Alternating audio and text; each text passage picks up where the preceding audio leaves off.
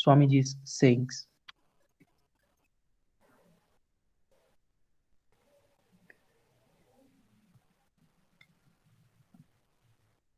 This is the ancient land where wisdom made its home before it went into any other country. The same India whose influx of spirituality is represented, as it were, on the material plane by rolling rivers like oceans, where the eternal Himalayas, rising tier above tier with their snow caps, look as it were into the very mysteries of heaven. Here is the same India whose soil has been trodden by the feet of the greatest sages that ever lived.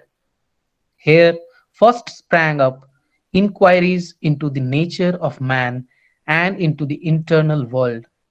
Here first arose the doctrines of immortality of the soul, the existence of a supervising God, an immanent God in nature and in man. And here the highest ideals of religion and philosophy have attained their culminating points. This is the land from whence, like the tidal waves, spirituality and philosophy have again and again rushed out and deluged the world. And this is the land from whence once more such tides must proceed in order to bring life and vigor into the decaying races of mankind. It is the same India which has withstood the shocks of centuries, of hundreds of foreign invasions, of hundreds of upheavals of manners and customs. It is the same land which stands firmer than any rock in the world, with its undying vigor, indestructible life, its life of the same nature as of the soul, without any beginning and without any end, immortal. And we are the children of such a country. Children of India, I am here to speak to you today about some practical things. And my object in reminding you about the glories of the past is simply this. Many times that I have been told that I am looking into the past only degenerates and leads to nothing, and that we should not look and that we should look to the future. This is true, but out of the past is built the future. Look back, therefore, as far as you can. Drink the deep, eternal fountains that are behind, and after that, look forward, march forward, and make India brighter, greater, much higher than she ever was. Our ancestors were great. We must first recall that. We must learn the elements of our being, the blood that courses in our veins. We must have faith in that blood and what it did in the past. And out of that faith and consciousness of past greatness, we must build an India yet greater, much importance to them. We all know that such periods have been necessary. A mighty tree produces a beautiful ripe fruit. The fruit, that fruit falls on the ground, it decays and rots. And out of that decay, through which we have passed all the more necessary, out of this decay is coming out the India of future. It is sprouting, its leaves are already out. And a mighty gigantic tree, the Urdhva is here, already beginning to appear, and it is about that I am going to speak to you. Thank you. Thank you thank you Vinay. अभी मैं सविनय निवेदन है Shri Vikas Banerjee, Vivekananda students home, Sakchi Jamshedpur से अपने भक्ति संगीत सुनाने का। सो विकास सर, आपसे निवेदन है अपने टीम के साथ भक्ति संगीत के लिए।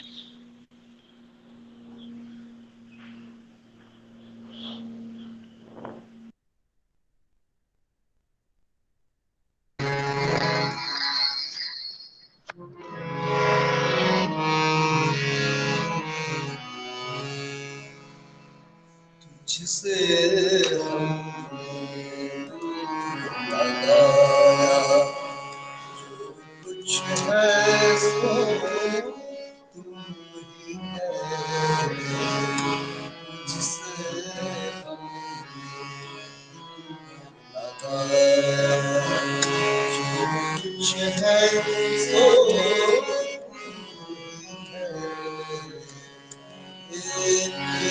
तुझको अपना पाया, तुझको अपना पाया, तुझको अपना पाया, जो कुछ है सो तुझसे हमने लगाया, जो कुछ है सो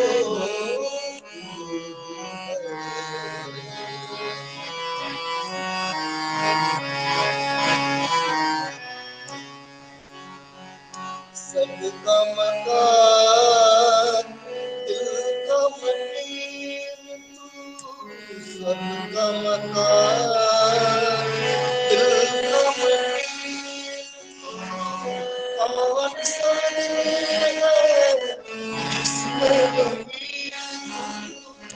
सबका मकान दिल का मंदिर कौन सा जिसमें तू आगे तेरे सिर सब झुकाया, आगे तेरे सिर सब झुकाया, जो कुछ है सो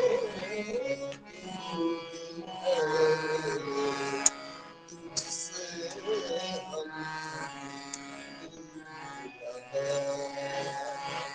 जो कुछ है सो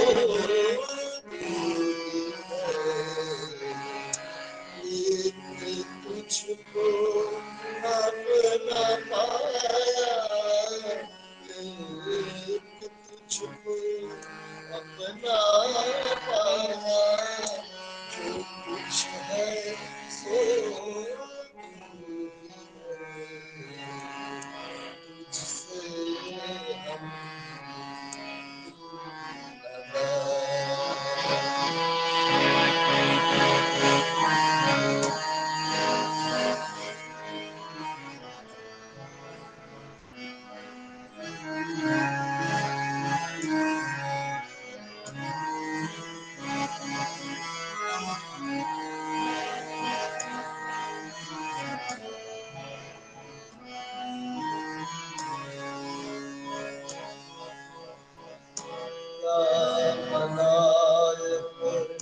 क्या इंसान क्या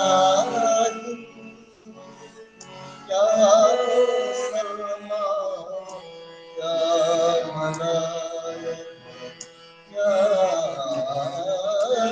इंसान क्या क्या सलमान जैसे चाहे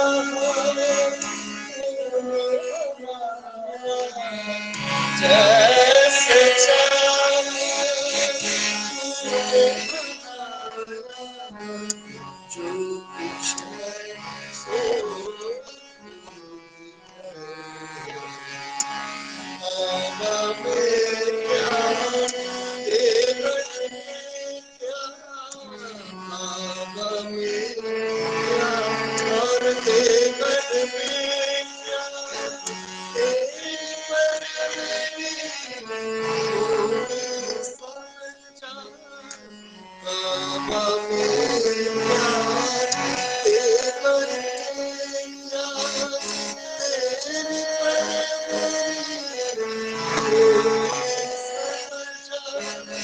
अब समझिए जब अब समझिए जब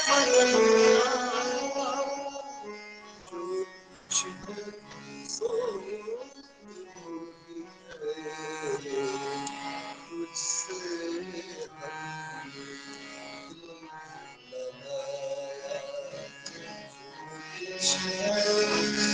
है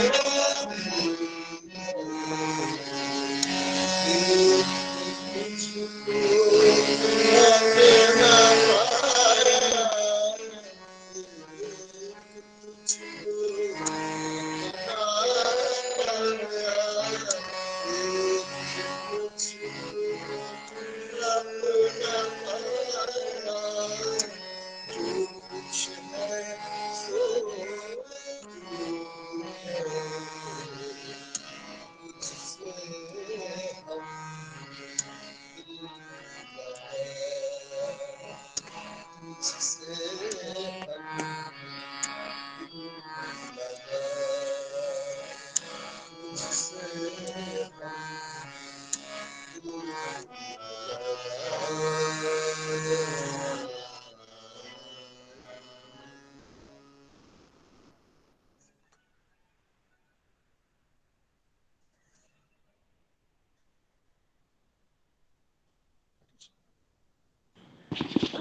धन्यवाद विकास सर।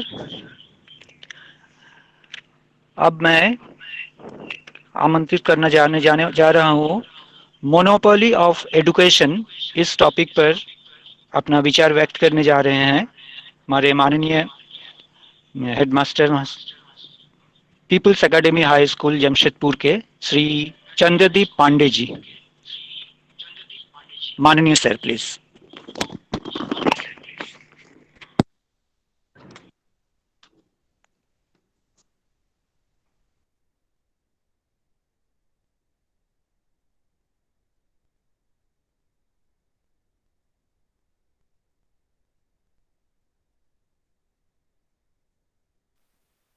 परमात्मीय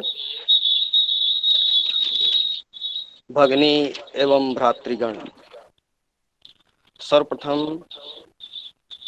मैं सप्त ऋषि मंडल के एक ऋषि ठाकुर रामकृष्ण परमहंस और उनके अनन्य साधक युग दृष्टा नवीन भारत के निर्माता स्वामी विवेकानंद की स्मृति को नमन करता हूं और भारत के पुनर्निर्माण विषयक वेबिनार पर शिक्षा पर एकाधिकार विषय में अपनी बात रखने का प्रयास करता हूं। हम सनातन परंपरा का प्रारंभ कहाँ से हुआ यह किसी को भी ज्ञात नहीं है। वेद कब जन्म लिए कहना मुश्किल है, उस काल की गणना करना एक असंभव सा कार्य है। वेद अर्थात ज्ञान। फिर प्रश्न आता है कि शिक्षा या विद्या क्या है। सा विद्या या विमुक्तये, विद्या वह हमें मुक्त कर दी। मुक्त करने का अर्थ क्या हुआ? मुक्त करने का अभिप्राय ऋषियों का था कि हमारे अंदर में सभी प्रकार के जो अंधकार हैं, सभी प्रकार की जो कमियां हैं, वह यदि दूर हो जाती है तो हम स्वयं प्रकाशवान हो जाएंगे और हम क्या है उसको जानने में सक्षम हो पाएंगे। स्वामी जी जो पहले नरेंद्र थे, उन्होंने शास्त्रों का बहुत अध्ययन किया, लेकिन उनकी ज्ञान पिपासा एक शास्त्रहीन ब्राह्मण ने शांत की, ठाकुर रामकृष्ण परमहंस। जहां शास्त्र स्वामी जी का गिरता है, वहीं से एक श्रेष्ठ, एक पूर्ण स्वामी जी का जन्म होता है। स्वामी जी बहुत बड़े आध्यात्मिक चिंतक और शिक्षाविद थे। उन्होंने जब शिक्षा को अनुभव किया, उनकी वाणी ने क्रांति ला दी। उनकी दृष्टि में शिक्षा का अर्थ है उस पूर्णता को व्यक्त करना जो सब मनुष्यों में पहले से विद्यमान है। अर्थात कोई भी व्यक्ति व्यर्थ नहीं है, कोई भी व्यक्ति अधूरा नहीं है। यदि उस व्यक्ति के अंदर में जो पूर्ण है, जो ईश्वर है, उसका प्रकटीकरण हो जाए तो व्यक्ति देवत्व की ओर अग्रसर हो जाता है। स्वामी जी पुनः कहते हैं, शिक्षा क्या है? क्या यह पुस्तक विद्या है? नहीं। क्या वह नाना प्रकार का ज्ञान है? नहीं, यह भी नहीं। जिस संयम के द्वारा इच्छा शक्ति का प्रवाह और विकास वश में लाया जाता है, यानी विल पावर और डेवलपमेंट दोनों को हम नियंत्रित कर लेते हैं, कंट्रोल कर लेते हैं, और वह यदि फलदायक होता है, फ्रूटफुल होता है, वही शिक्षा कहलाती है। जो स्वामी जी कहते हैं, जो शिक्षा साधारण व्यक्ति को जीवन संग्राम में समर्थ नहीं बना सकती, जो मनुष्य में चरित्र बल, परहित भावना तथा सिंह के समान साहस नहीं ला सकती, वह भी कोई शिक्षा है? जिस शिक्षा के द्वारा जीवन में अपने पैरों पर खड़ा हुआ जाता है, वही शिक्षा है। स्वामी जी शिक्षा का मतलब केवल सूचना से नहीं रखते थे, एक ऐसे व्यक्तित्व के गठन की बात करते थे जो स्वयं अपने पैर पर खड़ा हो और साहस से भरपूर हो। शिक्षा का मतलब यह नहीं, स्वामी जी आगे कहते हैं, कि तुम्हारे दिमाग में ऐसी बहुत सी बातें इस तरह ठूंस दी जाए जो आपस में लड़ने लगे और तुम्हारा दिमाग उन्हें जीवन भर में हजम न कर सके। जिस शिक्षा से हम अपना जीवन निर्माण न कर सकें, मनुष्य बन सकें, चरित्र गठन कर सकें और विचारों का सामंजस्य कर सकें, वही वास्तव में शिक्षा कहलाने योग्य है। यदि तुम 5 ही भावों को हजम कर तदनुसार जीवन और चरित्र गठित कर सको, तो तुम्हारी शिक्षा उस आदमी की अपेक्षा बहुत अधिक है जिसने एक पूरी की पूरी लाइब्रेरी ही कंठस्थ कर दी है। सामान्यतः हम यह कहते हैं, अपने वास्तविक जीवन में भी देखते हैं कि ऐसे बहुत से लोग हैं जो ग्रंथों को कंठस्थ किए हुए हैं, लेकिन उन ग्रंथों में जो भाव हैं, जो निहितार्थ हैं, उसे अपने जीवन में बिल्कुल उससे कोई भी तारतम्य नहीं है। तो वह केवल सूचना बन करके उनके मस्तिष्क को प्रदूषित करते रहती है। वह वास्तविक मनुष्य या जीवन की यात्रा में कहीं भी सहयोगी नहीं होती। स्वामी जी ने कहा है, ज्ञान मनुष्य में अंतर्निहित ही है। ज्ञान को कोई बाहर से डालने की वस्तु नहीं है। ज्ञान तो व्यक्ति के अंदर में ही है। यदि सेब को गिरते हुए देखा और ग्रेविटी का आविष्कार किया, तो यह ऐसा पहली बार नहीं हुआ कि जो सेब है जमीन पर गिरा था, पहले भी गिरा होगा, लेकिन उसको देखने का दृष्टिकोण, उनका जो दृष्टिकोण था न्यूटन का, उसमें उन्होंने विज्ञान को ढूंढा।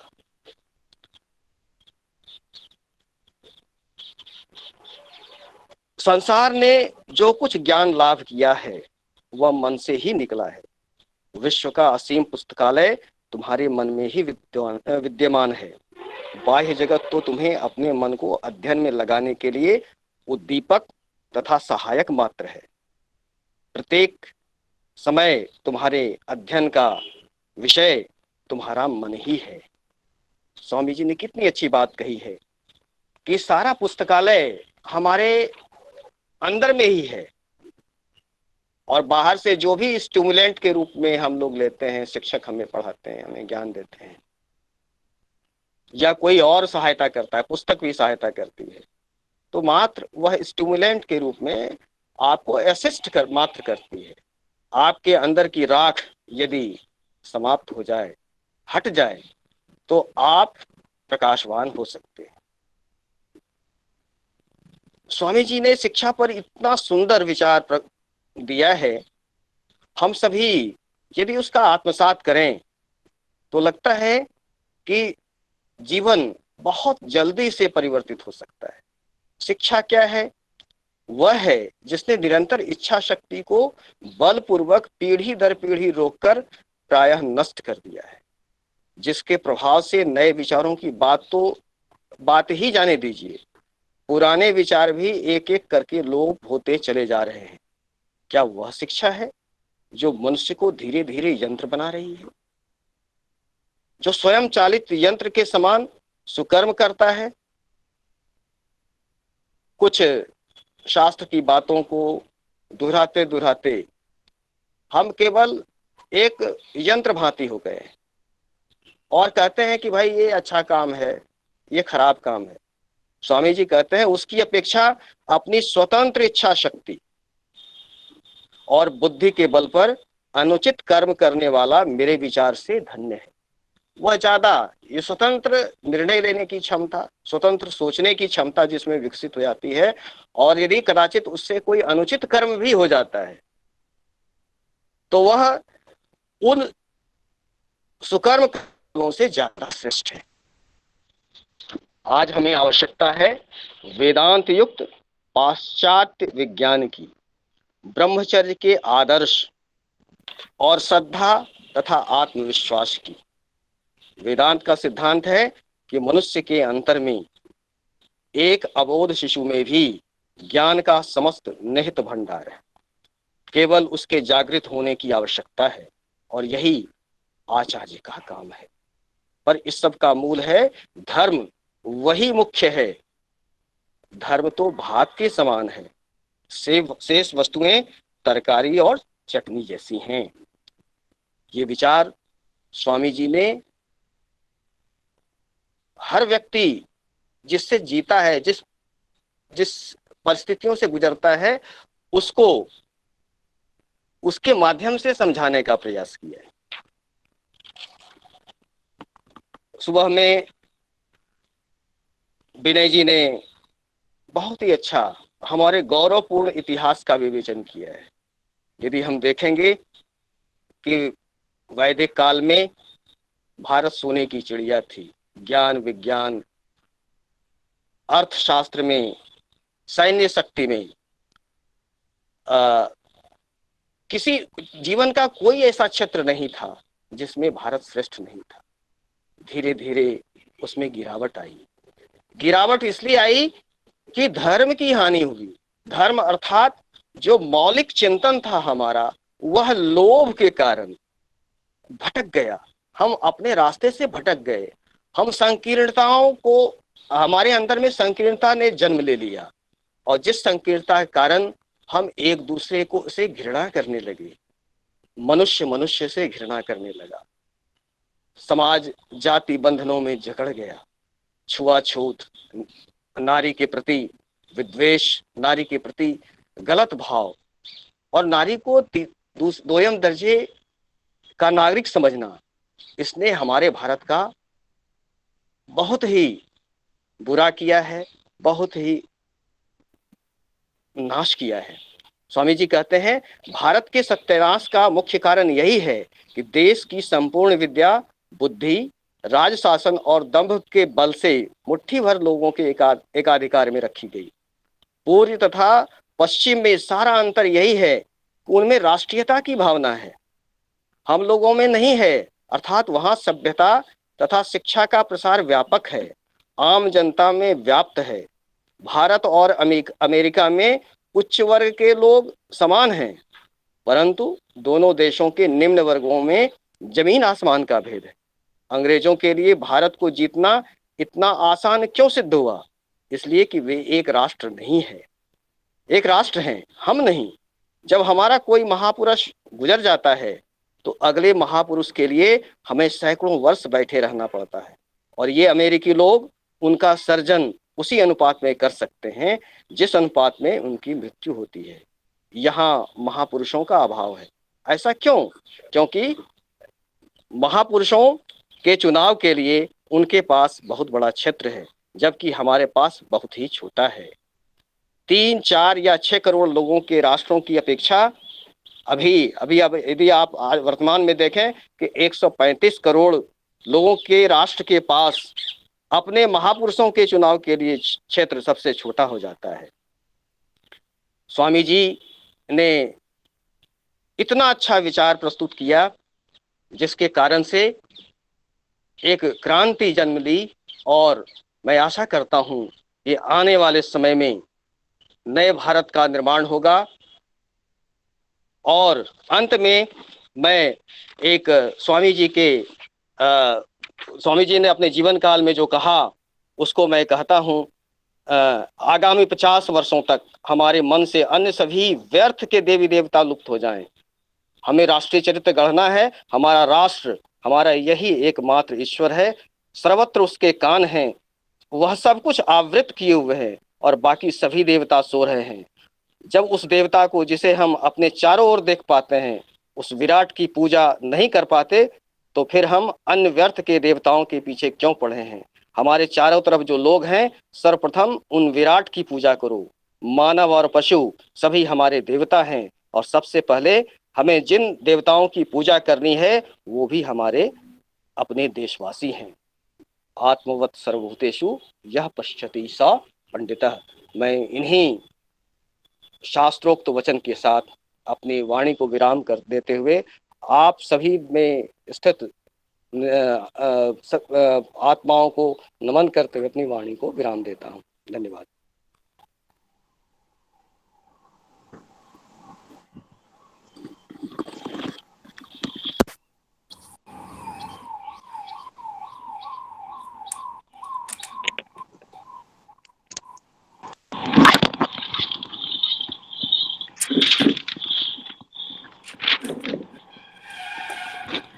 धन्यवाद सर। ये था हमारे मोनोपोली ऑफ एजुकेशन के बारे में सुंदर प्रस्तुति श्री चंद्रदीप पांडे जी के। एक बार और सर को थैंक यू, धन्यवाद। हमारे अगला टॉपिक है नेग्लेक्ट ऑफ मासेस। ये प्रस्तुत करने जा रही है यूएचएस गमारिया जमशेदपुर के headmistress Mrs doctor Manila Kumari. श्रद्धेय मैडम से रिक्वेस्ट है, मैडम आप अपना प्रस्तुति रखें। सर्वप्रथम रामकृष्ण मिशन संस्था द्वारा आयोजित भारतीय संस्कृति के माध्यम से भारत का पुनर्निर्माण, इस संदर्भ में जो स्वामी विवेकानंद के विचारों को वास्तविक धरातल में इस संगोष्ठी के माध्यम से लाने के लिए इस संस्था से जुड़े सभी सदस्यों को मेरा नमन और सभी बुद्धिजीवियों को मेरा नमन। मैंने इस विषय पर एक छोटा सा प्रेजेंटेशन बनाया है जिसे मैं प्रस्तुत कर रही हूँ।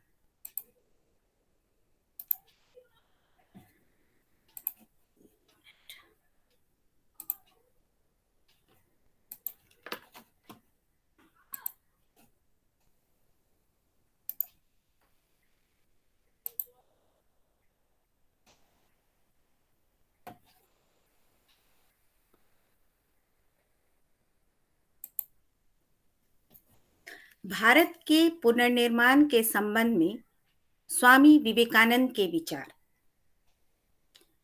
भारतीय संस्कृति द्वारा भारत का पुनर्निर्माण विषय पर स्वामी विवेकानंद ने पुस्तक on India and her problems में भारतीय संस्कृति और भारत के प्राचीन विरासतों को भारत का वैभव बताया है।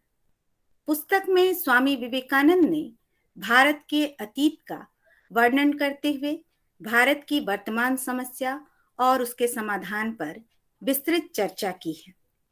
इसी संदर्भ में भारत की विरासत पर चर्चा हो चुकी है। भारत का पुनर्निर्माण कैसे होगा, इस संबंध में स्वामी विवेकानंद ने अपने चिंतन और मनन के पश्चात पुस्तक ही लिख डाली है, जिस पर उन्होंने अपने विचारों को रखा है। उन्होंने सर्वप्रथम भारतीय संस्कृति के अनमोल विरासतों की चर्चा की है, जिसमें उन्होंने हमारे पुस्तकों ऋग्वेद, पुराण, उपनिषद और भी जो गणित से संबंधित आर्यभट्टीय, सुश्रुत संहिता, यज्ञ, गुरुकुल प्रथा जैसे बहुत सारी चीजों के बारे में जिक्र किया है।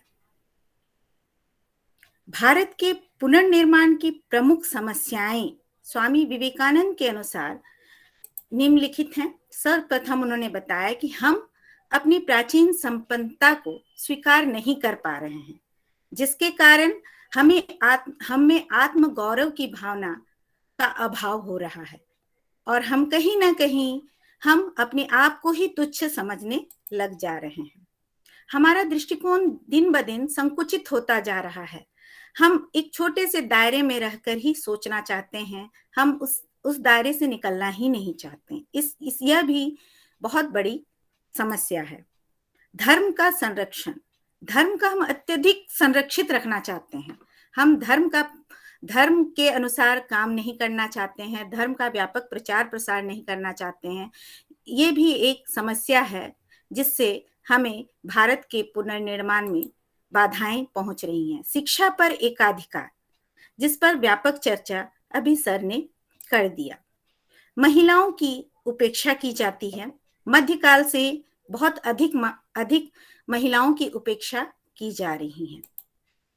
जन की उपेक्षा, जिस पर जो विषय मुझे दिया गया है वह है जन की उपेक्षा।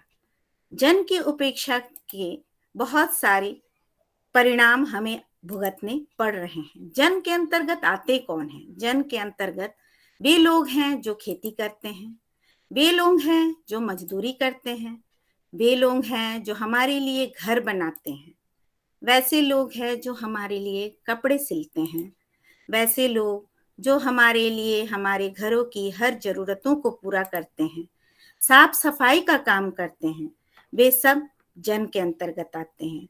उन्हीं के काम के बदौलत इस समाज में कुछ लोग हैं जो बहुत अधिक सुख भोग करते हैं, लेकिन बदले में उस जन को इंसान तक नहीं समझते हैं, उनसे छुआछूत का भाव रखते हैं। जन के संबंध में स्वामी विवेकानंद के विचार हैं कि you have the greatest religion which the world ever saw and you feed the masses with stuff and nonsense। हम लोग उस मास को कितना गलत समझते हैं, इस पर उन्होंने अपनी बातें कही हैं। You have the perennial fountain flowing and you give them ditch water। Your graduate world not touch a low caste man but is ready to get out of him the money for his education। जन की उपेक्षा का समाधान करने के लिए स्वामी विवेकानंद ने अपने विचार रखे हैं। उन्होंने कहा है कि कोई भी व्यक्ति या कोई भी राष्ट्र समुदाय से अलग रहकर कभी भी महानता के सद्विचार, नीति या पवित्रता उसमें आ ही नहीं सकती है।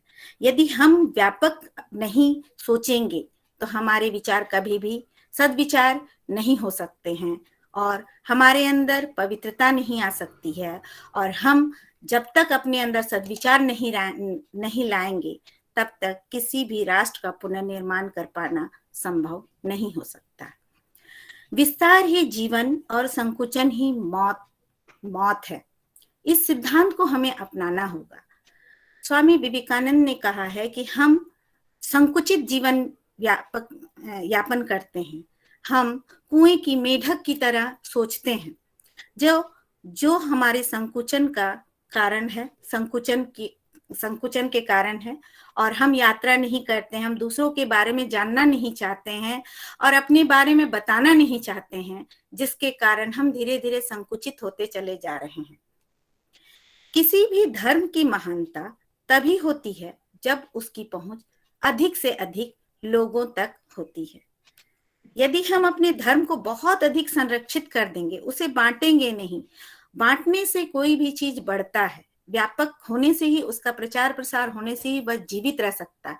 यदि वह कुछ ही लोगों में सीमित रह जाएगी तो दिन ब दिन वह और संकुचित होते होते वह एकदम खत्म होने के कगार पर आ जाएगी। इसीलिए उस धर्म की महानता तभी है जब हम उसको व्यापक प्रचार प्रसार करें और उसकी पहुंच अधिक से अधिक लोगों तक हो और अधिक से अधिक लोगों को धर्म से लाभ मिल सके। छुआछूत मानसिक रोग है, जीव जगत से प्रेम ही इसका समाधान है। स्वामी विवेकानंद जी ने यह विचार दिया है कि हम जिस तरह से जन के साथ छुआछूत की भावना रखते हैं, हम उन्हें छूना भी अशुभ मानते हैं, उनके साथ बैठना अशुभ मानते हैं, या हम उन्हें छूना नहीं चाहते हैं, यह वास्तव में भगवान की देन नहीं है, बल्कि ये हमारे मन का रोग है। इस रोग का निदान भी साथ ही स्वामी जी ने बता दिया है कि इस रोग से हम तभी बच सकते हैं जब जीव जगत से हम प्रेम करेंगे और साथ ही साथ हम प्रत्येक जीव में ईश्वर का निवास है, इस बात में विश्वास करेंगे तो हम इस रोग से बच सकते हैं। हर जीव में परमात्मा का निवास होता है। यह हम लोग ना केवल बोली में शामिल करें, बल्कि अपने कर्म में भी हमें शामिल करना होगा, तभी जन को जो उपेक्षित व्यवहार मिलता है उससे छुटकारा मिल पाएगा। किन किन क्षेत्रों में हम जन की उपेक्षा कर रहे हैं? शिक्षा के क्षेत्र में, सुरक्षा के क्षेत्र में, चिकित्सा के क्षेत्र में, भोजन के क्षेत्र में। यदि जन को हम शिक्षा और सुरक्षा दोनों देते हैं तो हमारे देश के पुनर्निर्माण की सबसे बड़ी समस्या का समाधान हो सकता है। शिक्षा ही एकमात्र ऐसी ज्योत है जो लोगों में आत्मविश्वास की भावना जगा सकती है। आत्म मदद की भावना का विकास होगा, जो लोगों में दिन ब दिन सुनते सुनते सुनते कि तुम मोची हो, तुम कम छोटी जाति के हो, तो सुनते सुनते उनके अंदर जो आत्मविश्वास की खत्म हो चुका है वो जगेगा शिक्षा के द्वारा कि नहीं, प्रत्येक मनुष्य एक समान है, प्रत्येक में ईश्वर का निवास है। तो वह उनमें आत्मविश्वास आएगी और वो अपने लिए सोचेगा, आत्म मदद की भावना भी उसमें आएगी और वह अपने लिए जब सोचेगा, अपने संबल बनेगा, तो वह देश के लिए भी सोचेगा। स्वार्थ और ईर्ष्या की भावना से वह ऊपर उठ सकेगा।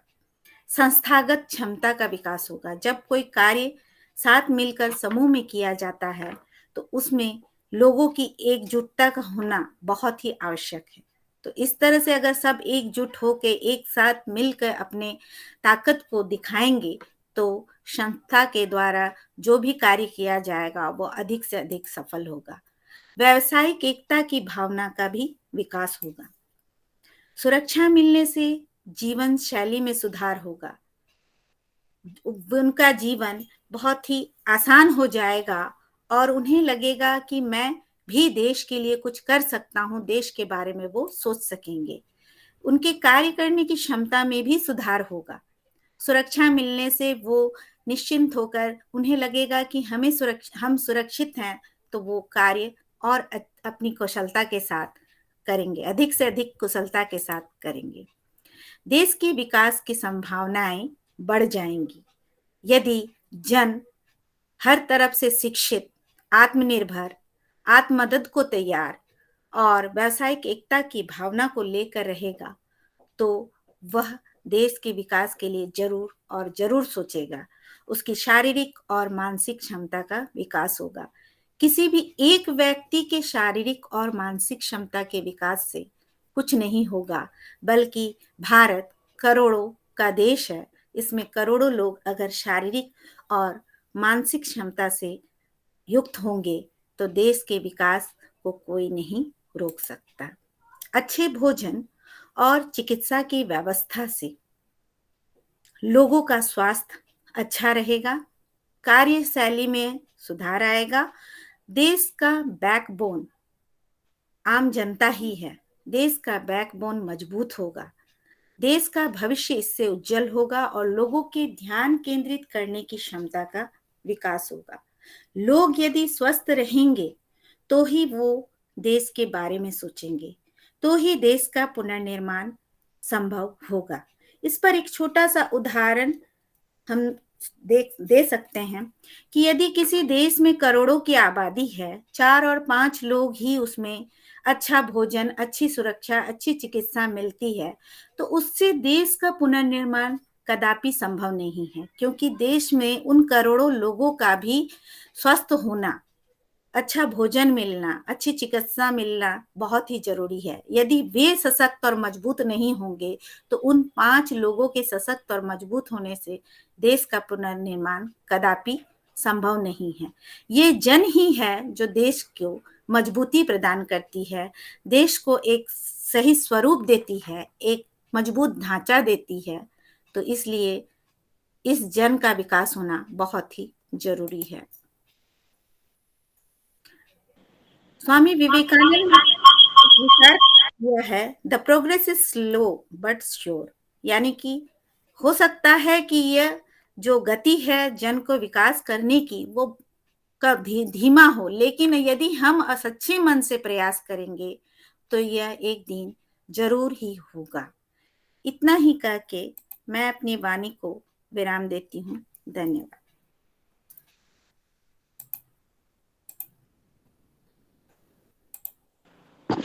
धन्यवाद मैडम। अभी हम लोग सुन रहे थे डॉक्टर मनीला कुमारी जी को, जो कि नेग्लेक्ट ऑफ वुमेन के बारे में एक बहुत ही सुचिंतित नेग्लेक्ट ऑफ मासेस के बारे में एक नेग्लेक्ट ऑफ मासेस के बारे में एक बहुत ही सुंदर और सुचिंतित प्रस्तुति रखी हमारे सामने में। धन्यवाद मैम। अब हम लोग रिक्वेस्ट करेंगे, हमारी जो नेक्स्ट टॉपिक है neglect of women by Pari Kumari, student Harijan school higher secondary school Siddhgora. Pari आप आ जाइएगा। अपराहन माननीय अतिथि और मेरे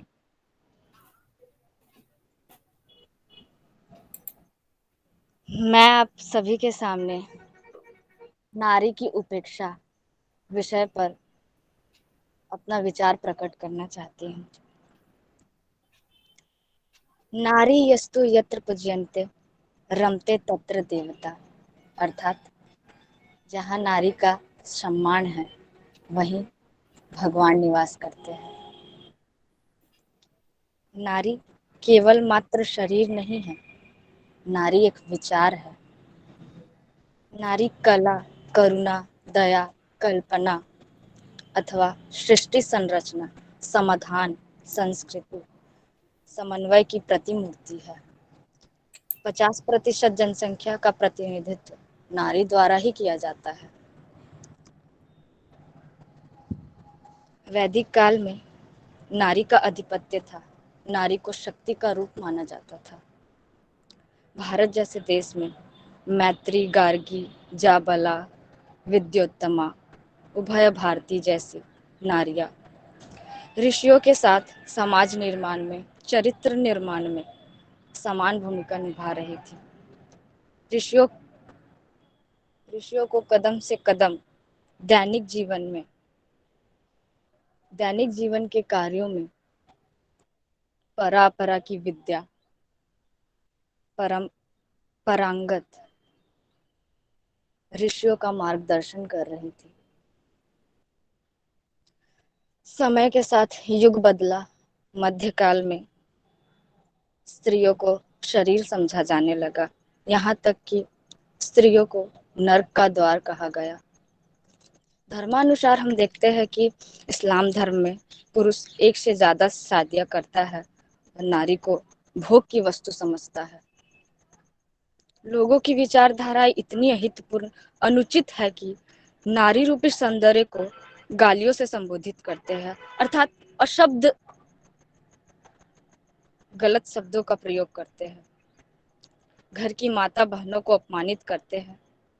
यह एक बहुत दुखद, अपमानजनित विषय है।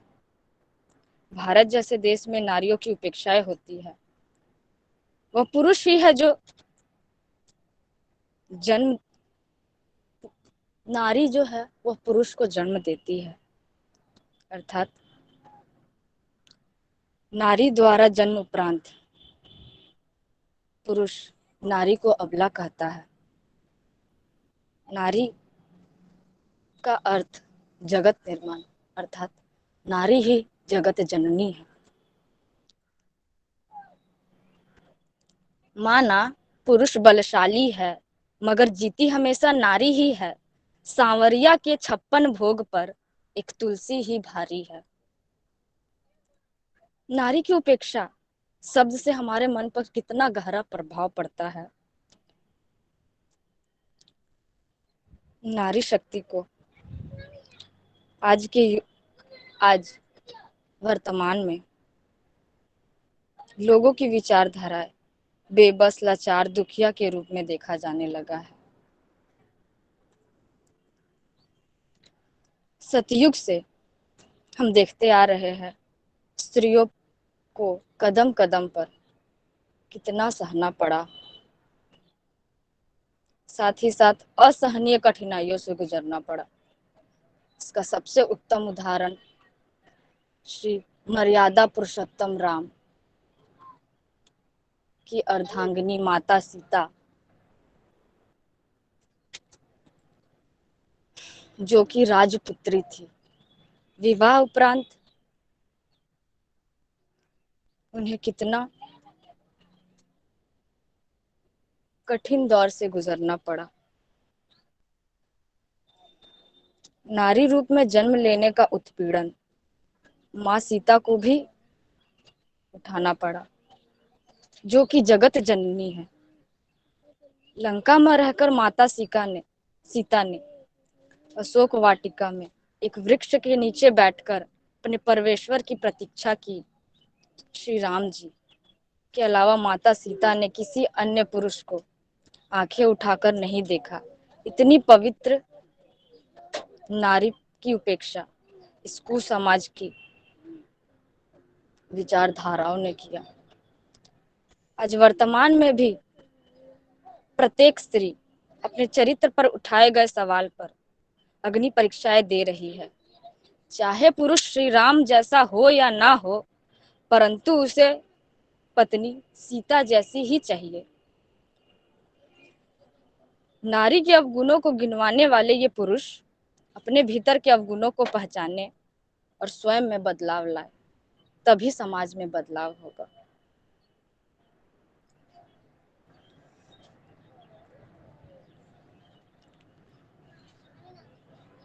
यह पुरुष जो नारी को अबला समझते हैं, नारी उनके द्वारा ही यह संबोधित किया जाता है कि नारी नर्क का द्वार है, जो कि प्राकृतिक न्याय के विरुद्ध है। नारी की उपेक्षा को नारी सम्मान में परिवर्तन, नारी के उत्थान के विषय में आज के युग में हमें सोचना होगा। नारी ही है जो समाज का निर्माण करती है। इसीलिए नारी को सर्वोत्कृष्ट ज्ञान, विद्या, शस्त्र शास्त्र सब में पारंगत करना होगा। क्योंकि कहा जाता है ना कि जब एक पुरुष पढ़ता है तो वह केवल अपने परिवार के लिए पढ़ता है, परंतु जब एक नारी पढ़ती है तो पूरे समाज के लिए पढ़ती है। परिवार के साथ साथ पूरे समाज का कल्याण होता है जब एक नारी को विद्या प्राप्त होती है। इसीलिए हमें अपने आने वाली पीढ़ियों को लेकर नारियों के लिए जो हमारी विचारधाराएं है, उन्हें दबाया जो जा रहा है, उनको उससे रोकना होगा। नारियों को भी ऊपर उठने, उन्हें को बोलने के हक, स्वतंत्रता, वह भी पुरुष से कम नहीं है। समान दर्जा सब प्राप्त होना चाहिए।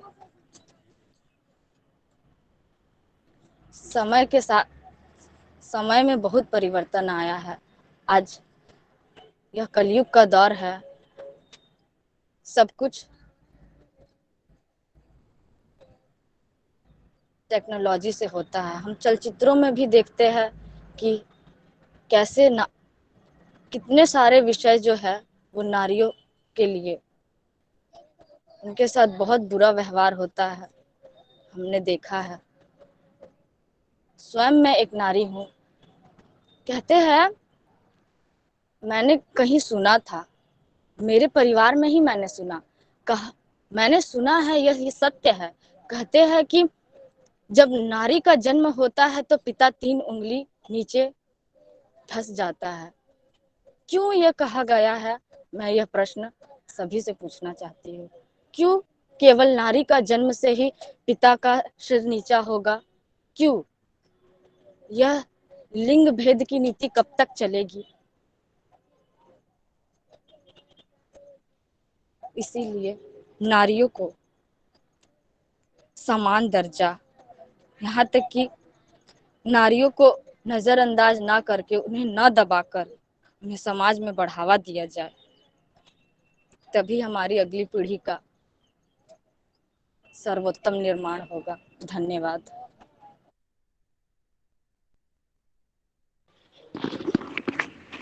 धन्यवाद परी, आपकी बहुत बहुत ही सुंदर इस प्रस्तुति के चलते। भले ही आपकी उम्र कम हो, लेकिन आपकी मैच्योरिटी बहुत ही काबिल तारीफ है। आपका बहुत ही सुंदर प्रस्तुति रहा है। Thank you. धन्यवाद सर, धन्यवाद। अब हमारे नेक्स्ट टॉपिक है lack of man of character, और उसको प्रस्तुत करने जा रहे हैं हमारे स्टडी सर्कल RKMBS के सदस्य श्री बबलू मुंडा जी। बबलू मुंडा जी से निवेदन है। प्रणाम महाराज जी, और गुड इवनिंग ऑल। और मैं सबसे पहले परी जी का स्पीच के प्रति अपना जो विचार है, बहुत सुंदर और बहुत एक्सीलेंट रहा ये कि नेग्लेक्टेड ऑफ वुमेन।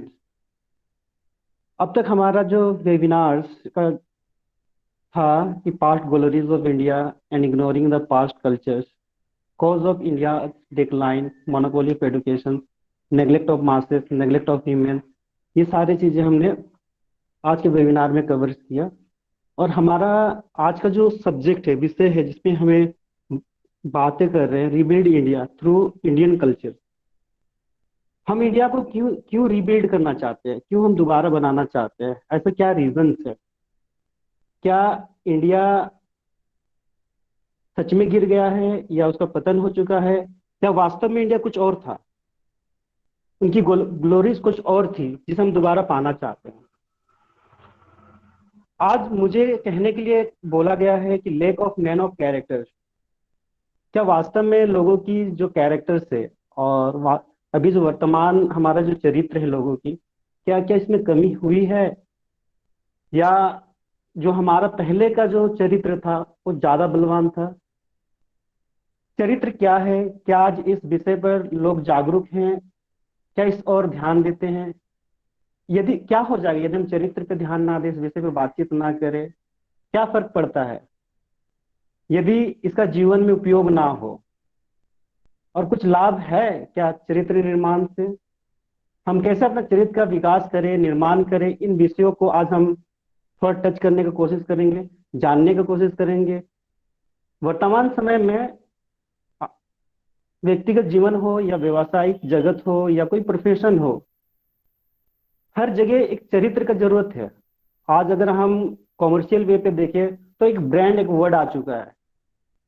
जो ब्रांड के पीछे आदमी भागता है, दौड़ता है, या एक ट्रस्ट, एक व्यवसायिक जगत कस्टमर के बीच में ट्रस्ट बिल्ड करता है, सर्विस अच्छा प्रोवाइड करता है, तभी वो मार्केट में बना रहता है।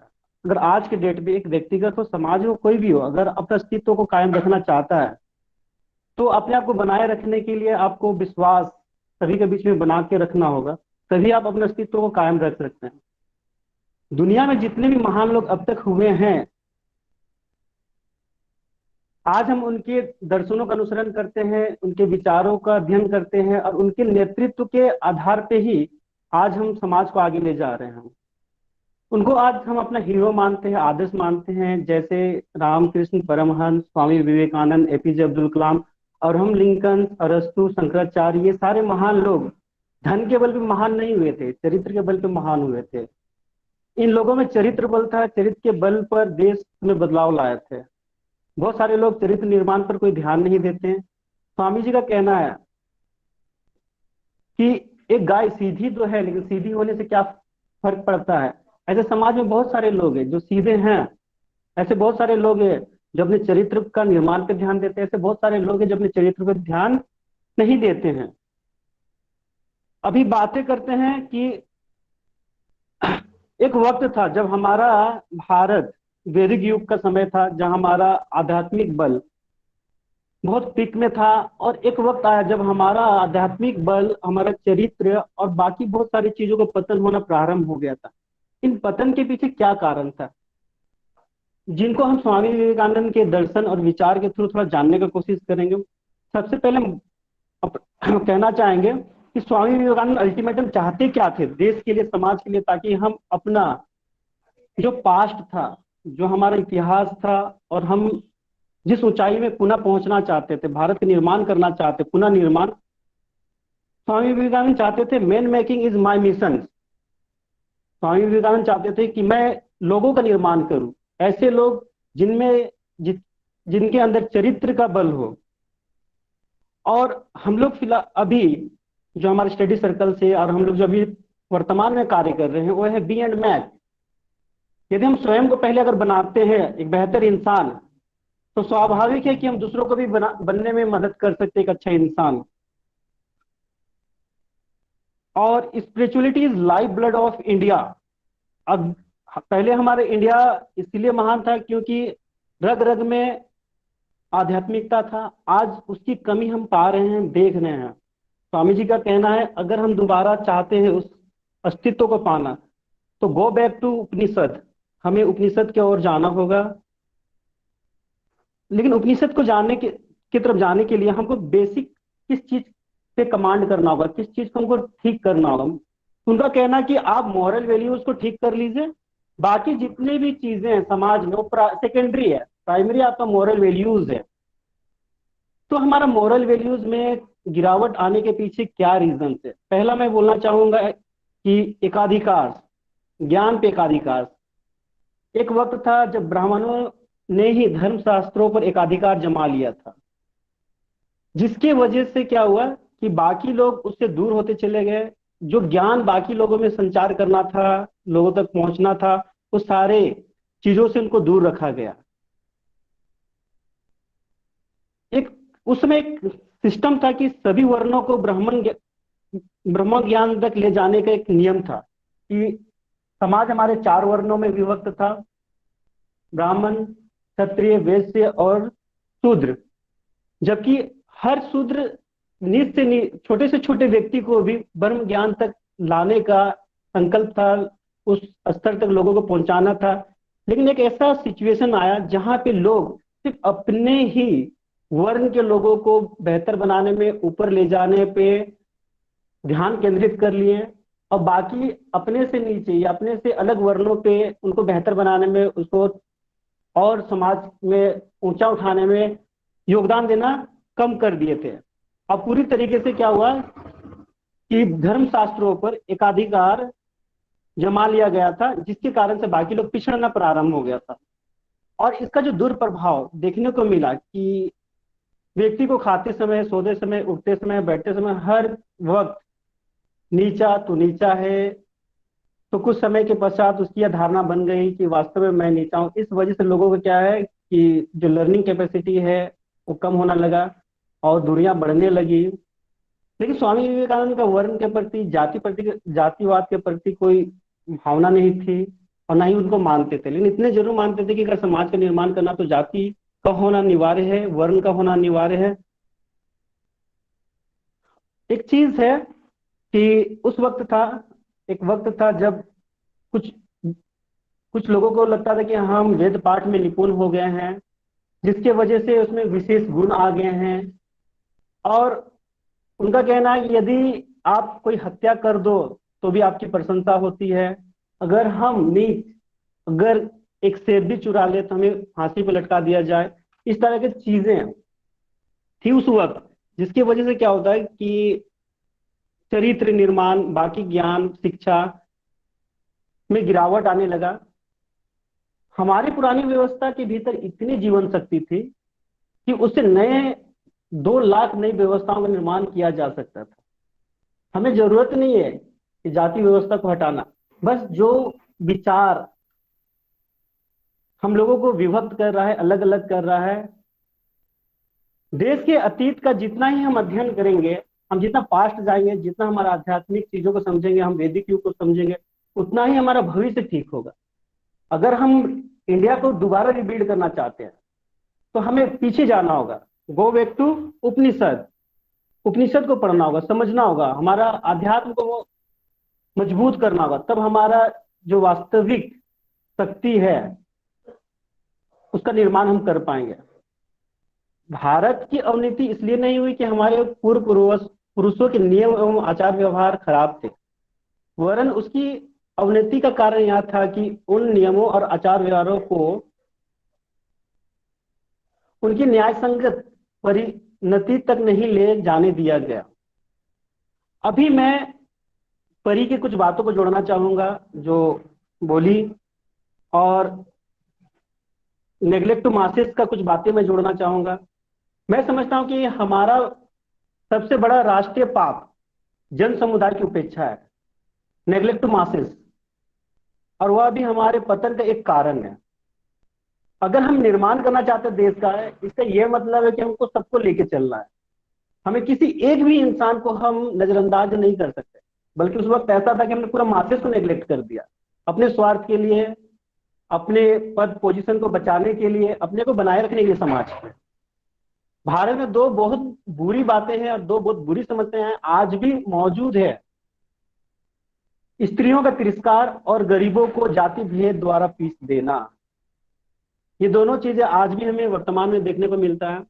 और परी बहुत अच्छे तरीके से स्त्रियों का तिरस्कार के ऊपर एक्सप्लेन कर चुकी है, और जन समुदाय का नेग्लेक्ट के ऊपर भी हमने बहुत अच्छा लेक्चर्स सुन चुके हैं, बातें सुन चुके हैं, विचार सुन चुके हैं।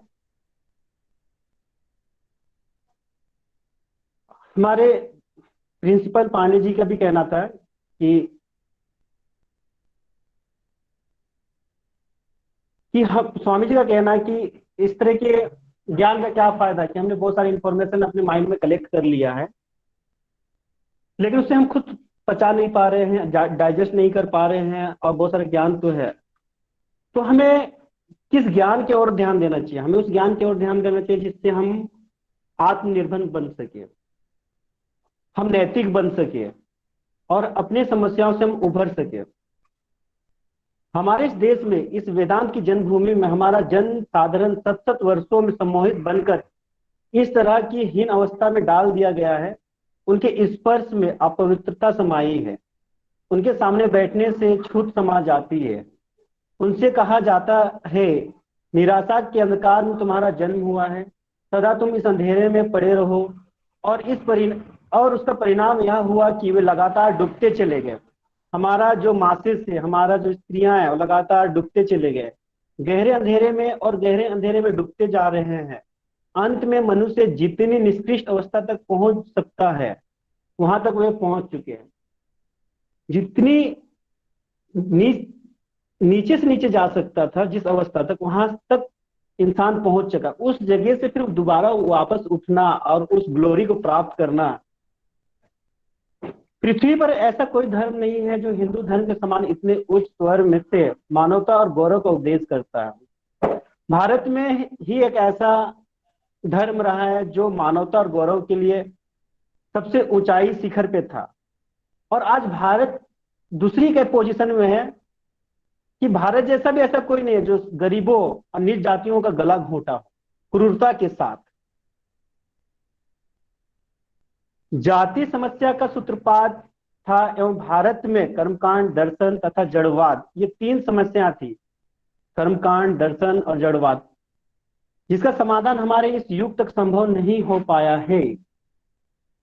और सबसे बड़ी बात है कि पुरोहित प्रपंच ही भारत की अधोगति का मूल कारण है। ये बहुत बुरी बात है कि आज हम बोल रहे पुरोहित प्रपंच ही भारत की अधोगति का मूल कारण है। मनुष्य अपने हाँ बबलू जी, जी। आपका थोड़ा तो स्पीच को थोड़ा शॉर्ट करना होगा। हाँ, खत्म होने वाला है। हाँ हाँ। ठीक ठीक ठीक ठीक।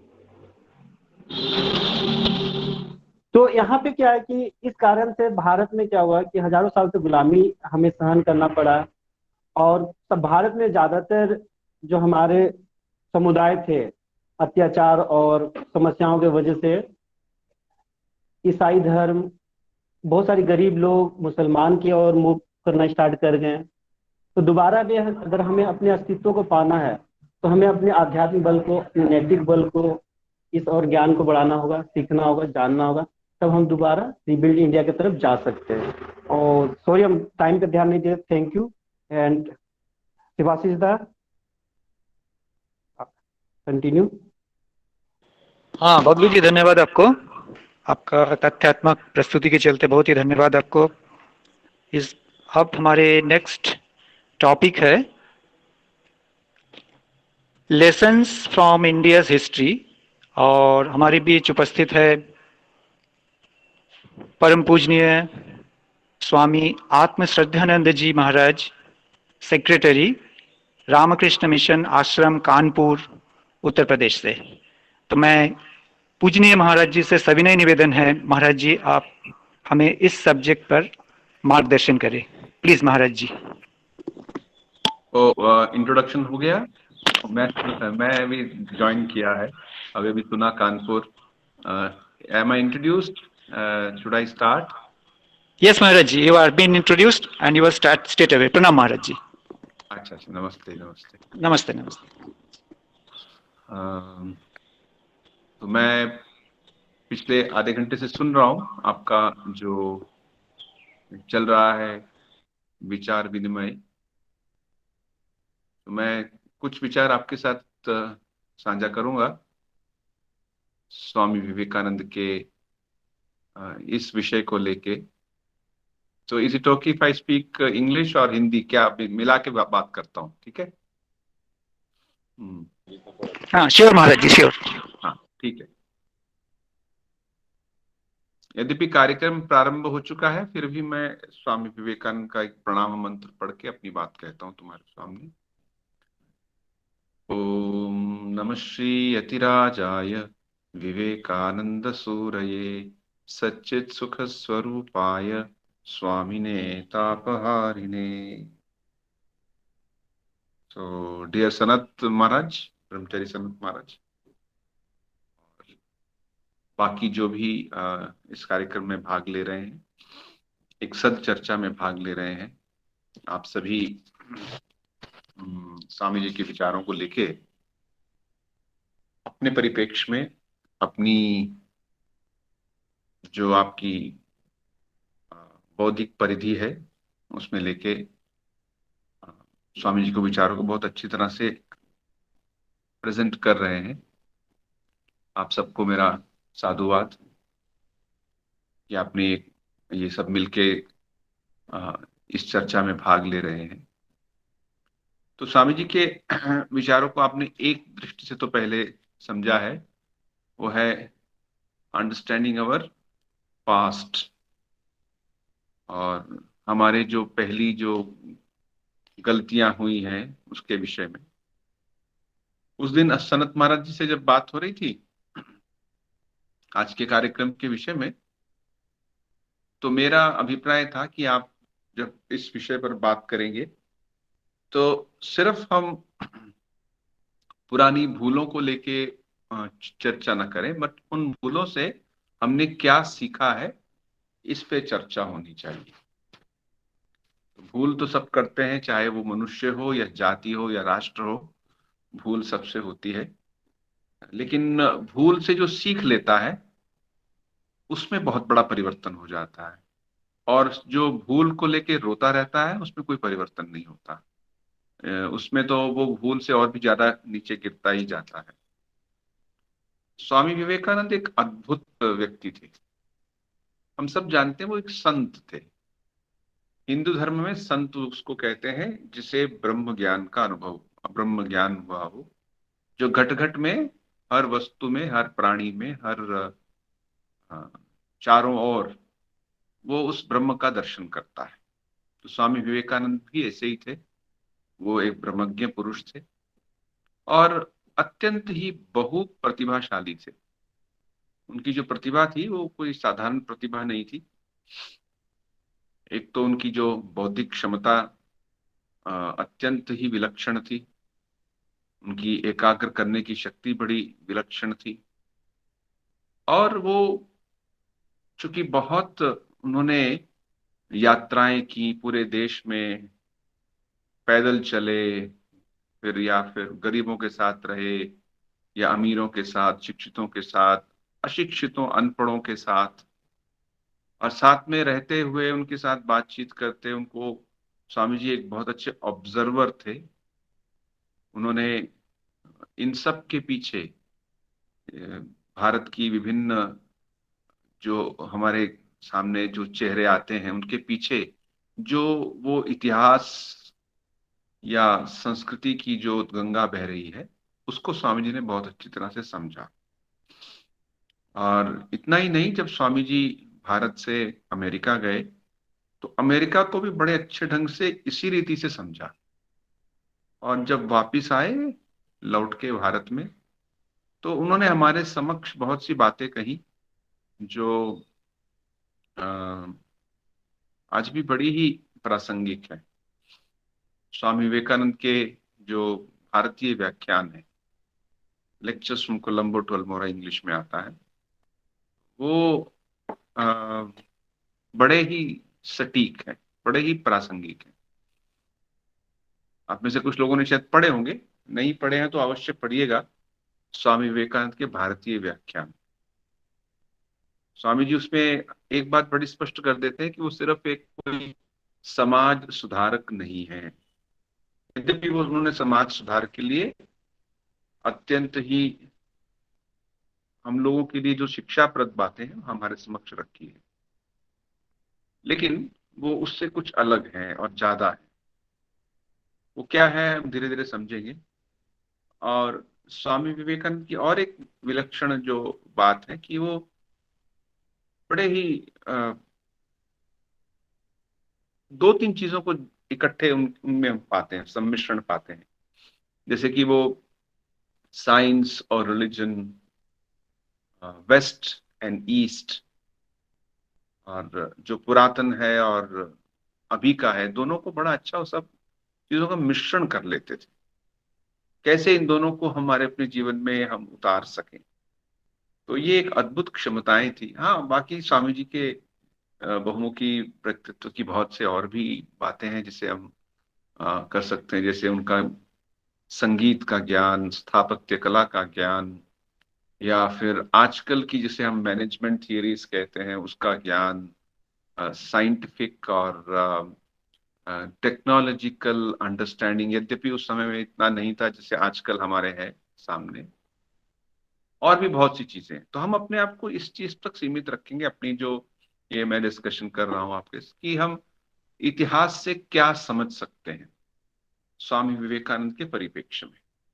अब इतिहास का अर्थ हम यहाँ पे बृहत्तर रूप में लेंगे, सिर्फ यूपी का या उत्तराखंड का या फिर झारखंड का या बंगाल का या पंजाब का इतिहास नहीं कह रहे। उसका उस सबका इतिहास है अपना, अपने अपने क्षेत्र का अपना, बहुत सी चीजें हम उनसे सीख सकते हैं।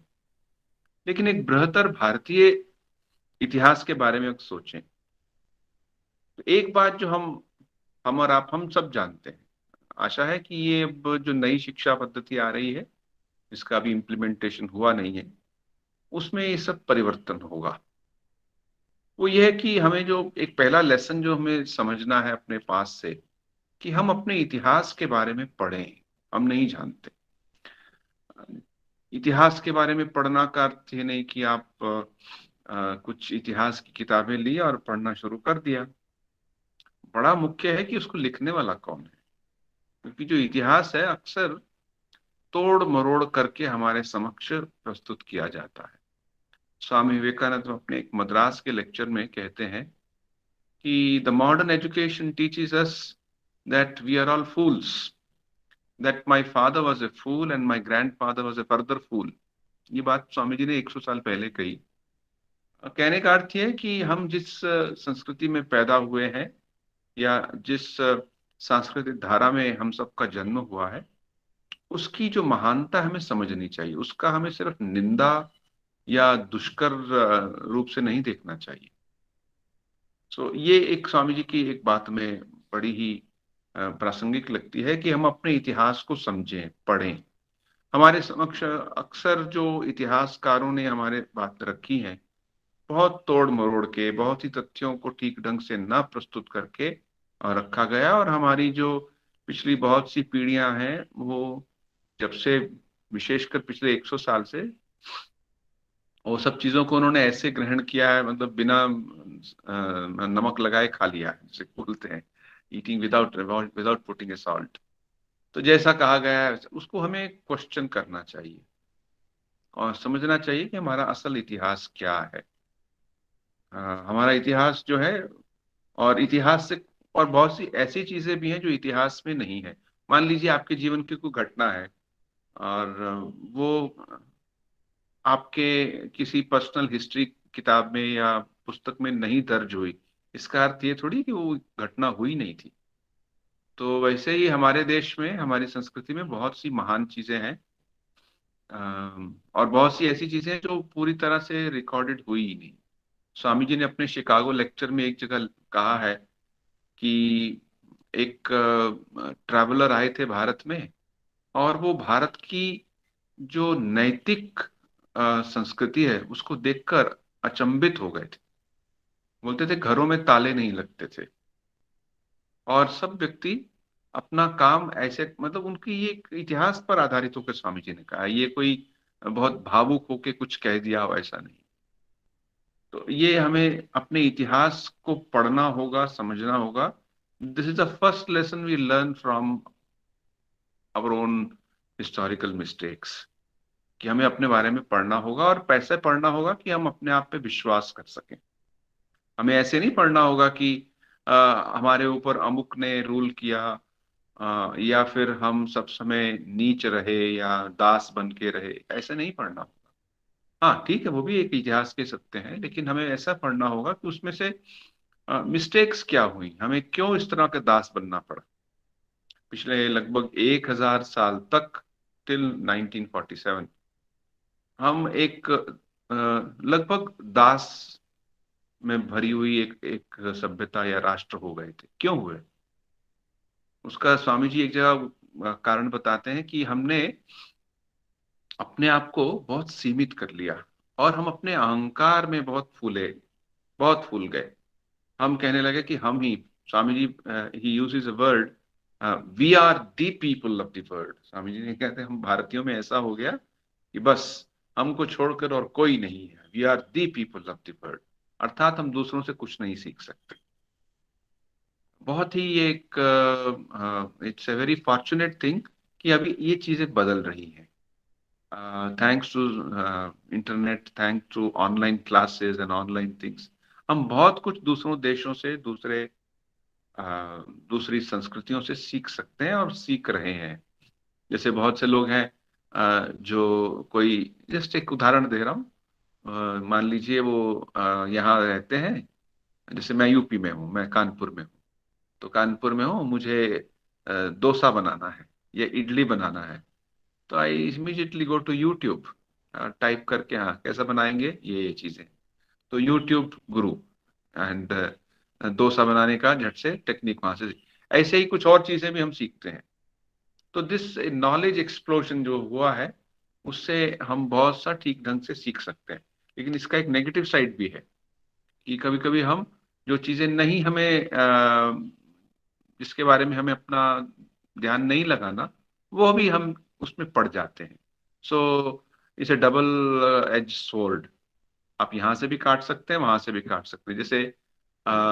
जैसे आग होती है, अग्नि की जो शक्ति होती है, दहन शक्ति होती है, उससे या तो आप खाना बना सकते हैं, यज्ञ कर सकते हैं, आरती कर सकते हैं, या फिर उसी अग्नि से अगर वो निग्लेक्ट हो जाए, कहीं आग लग जाए, तो दुर्घटना भी हो सकती है। तो वैसे ही जब ज्ञान की बात होती है, हमें इस चीज को मन में रखना चाहिए कि हम क्यों, क्या हम उसको प्राप्त करें और क्या प्राप्त न करें।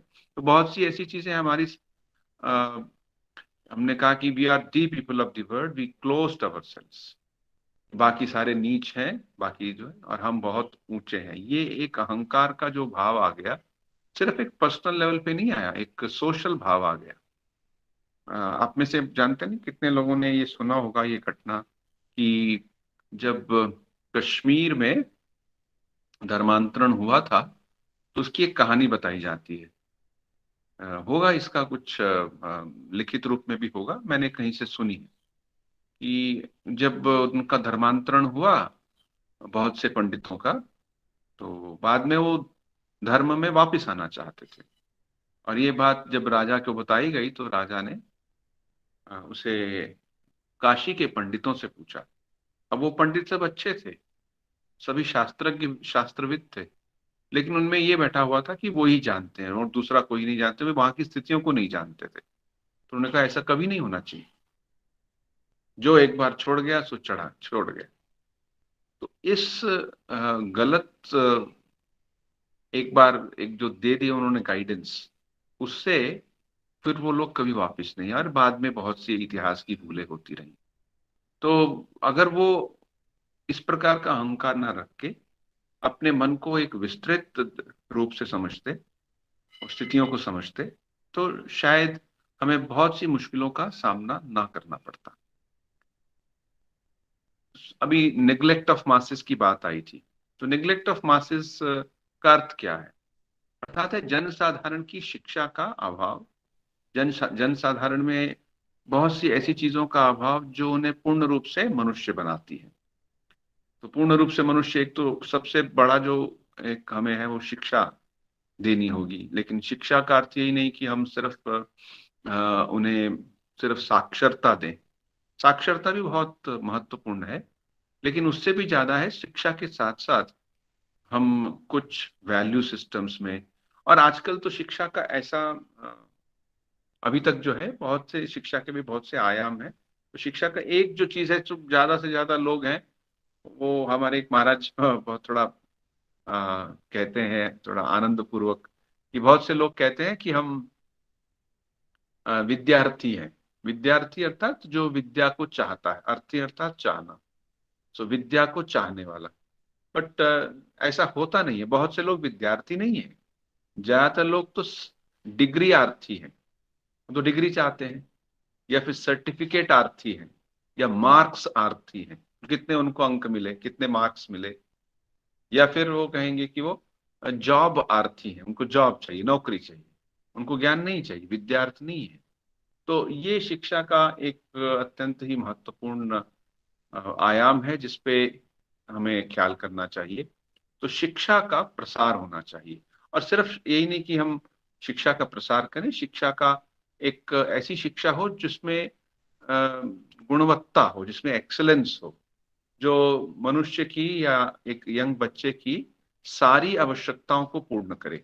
बौद्धिक आवश्यकताएं हैं, उसे अच्छा एक पढ़ाया जाए, उसकी शारीरिक आवश्यकताएं हैं, उसे अच्छा खाना मिले, या उसे कैसे अपने हाइजीन के जो रूल्स हैं फॉलो करने हैं, साथ ही साथ उसे कुछ मौल्य मिले, जो नैतिक मूल्य हैं वो भी साथ में मिले। अगर वो नहीं मिलते तो वो हो सकता है जो जो हमने शिक्षा दी वो बाद में जाके उस शिक्षा का दुरुपयोग करके सिर्फ बेईमानी से, धोखाधड़ी से अपना जीवन जिए। तो इसलिए साथ में ये भी बहुत महत्वपूर्ण है कि बुद्धि के साथ साथ हृदय का भी विकास हो। अगर हृदय का विकास नहीं होता, अर्थात हम दूसरों के लिए अनुभव नहीं करते, दूसरों के लिए दूसरों के साथ अपनी नैतिक मूल्यों को नहीं व्यवहार में लाते, तो हमारी शिक्षा हमको अत्यंत ही स्वार्थी बना देती है। और ये आजकल का एक सत्य है जिसे हमें समझना होगा। तो हमारी शिक्षा में जो परिवर्तन लाने हैं वह परिवर्तन लाने चाहिए। स्वामी विवेकानंद ने भारत के बारे में कुछ डिस्कवरीज की थी, आप जानते होंगे, कुछ सत्य। स्वामी जी के वही जो भारतीय व्याख्यान है उसमें बहुत जगहों पे स्वामी जी ने कहा कि राष्ट्र भारत का या भारतीय राष्ट्र का प्राण है। अब धर्म का अर्थ क्या है? धर्म के नाम पे बहुत से धर्म को दुरुपयोग भी इसका बहुत है। तो धर्म तो वैसे जिसे कहें कि इस्लामिक और क्रिश्चियन कंट्रीज जो होती हैं वहां भी धर्म का बहुत से चर्चेज हैं, मॉस्क हैं, उनके अपने रूल्स हैं। तो क्या इस बारे में स्वामी जी ने कहा था कि धर्म भारत का प्राण है, या फिर हम जो बहुत से रीति रिवाजों में या कुछ उत्सवों में बंधे होते हैं, ये उत्सव हुआ वो उत्सव हुआ, या फिर कुछ चीजों को लेके झगड़ा करने के लिए सब समय हम तैयार रहते, कि इसका अर्थ धर्म हुआ? जहां तक स्वामी विवेकानंद के विचार इस विषय में है, उसमें हम एक चीज पाते हैं कि वो कहते हैं कि जो धर्म है उसका मूल अर्थ है आध्यात्मिकता, और आध्यात्मिकता का मूल अर्थ है हमारे अंदर वो एक सक्षमता होनी चाहिए, वो क्षमता होनी चाहिए कि जिससे कि हम अतीन्द्रिय सत्ता को पहचान सकें। इसका अर्थ है कि हमारा जो हृदय है पवित्र होना चाहिए, अंतःकरण पवित्र होना चाहिए, हम आत्म संयमी हो, हम झूठ ना बोलें, हम ब्रह्मचर्य का पालन करें, चाहे वो स्त्री हो या पुरुष हो, एक दूसरे को अत्यंत ही आदर की दृष्टि से देखे। साथ ही स्वामी विवेकानंद इसी धर्म की बात को आगे बढ़ाते हुए कहते हैं कि हमारा चरित्र निर्माण हो, ये मूल धर्म होता है। हाँ, बाकी जो एक सोशियोलॉजी ऑफ रिलीजन बोलते हैं कि अच्छा हमारा नंबर ज्यादा हो गया तो हम वोट डाल लेंगे, उसका भी अपना एक महत्व है, लेकिन वो धर्म का मूल नहीं है। जो धर्म का मूल है वो ये है कि हम अपने अंदर जो हमारा अंतःकरण है, हमारा जो मन है, उसके अंदर जो काम क्रोध लोभ मोह आदि है उसको दूर करें, और हम उसको दूर करके मन को ऐसा पवित्र करें कि उसमें आत्मा का प्रकाश पूर्ण रूप से दिखाई दे, हमें अपने जो स्वरूप है, हम है क्या, ये पता चले। देखिए, भारतीय संस्कृति में और भारतीय आध्यात्मिक परंपरा जिस गूढ़ता से मनुष्य को समझने का प्रयास किया गया है, वो अन्य किसी भी परंपरा में इस प्रकार से नहीं किया गया। ये कोई अहंकार वाली बात नहीं है, ये एक तथ्य है, एक simple truth, it's a fact of life. उस दिन एक आईआईटी के प्रोफेसर से बात हो रही थी, तो वो कह रहे थे कि आजकल वो ब्रह्म सूत्र पर कुछ किताब पढ़ रहे हैं, और कहा कि ऐसा एक जो एनालिसिस है, ऐसा जो एक विश्लेषण है मानवीय प्रकृति के बारे में, और कहीं नहीं है। तो हम अक्सर अपने ही धर्म ग्रंथों को इस दृष्टि से नहीं पढ़ते। हम कहते हैं ओ हमारे धर्म ग्रंथ गीता है, रामायण है, और हम उनकी पूजा करते हैं।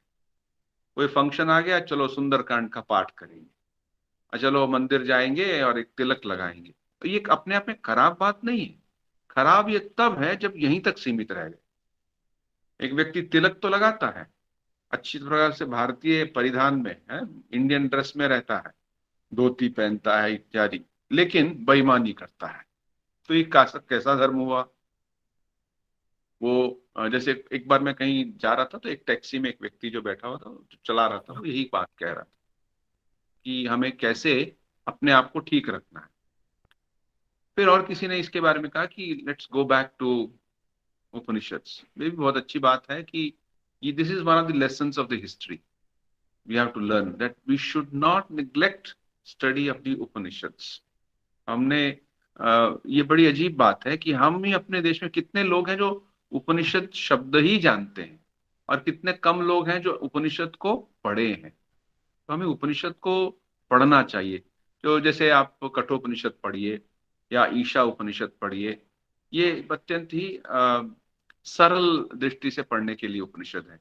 अगर आप बृहदारण्यक और छांदोग्य उपनिषद की बात करें तो उसमें कुछ कठिनता हो सकती है, लेकिन इन उपनिषदों को पढ़ने से आप झट से उपनिषदों का जो मेन तत्व है उसको हम प्राप्त करें। और वो क्या है?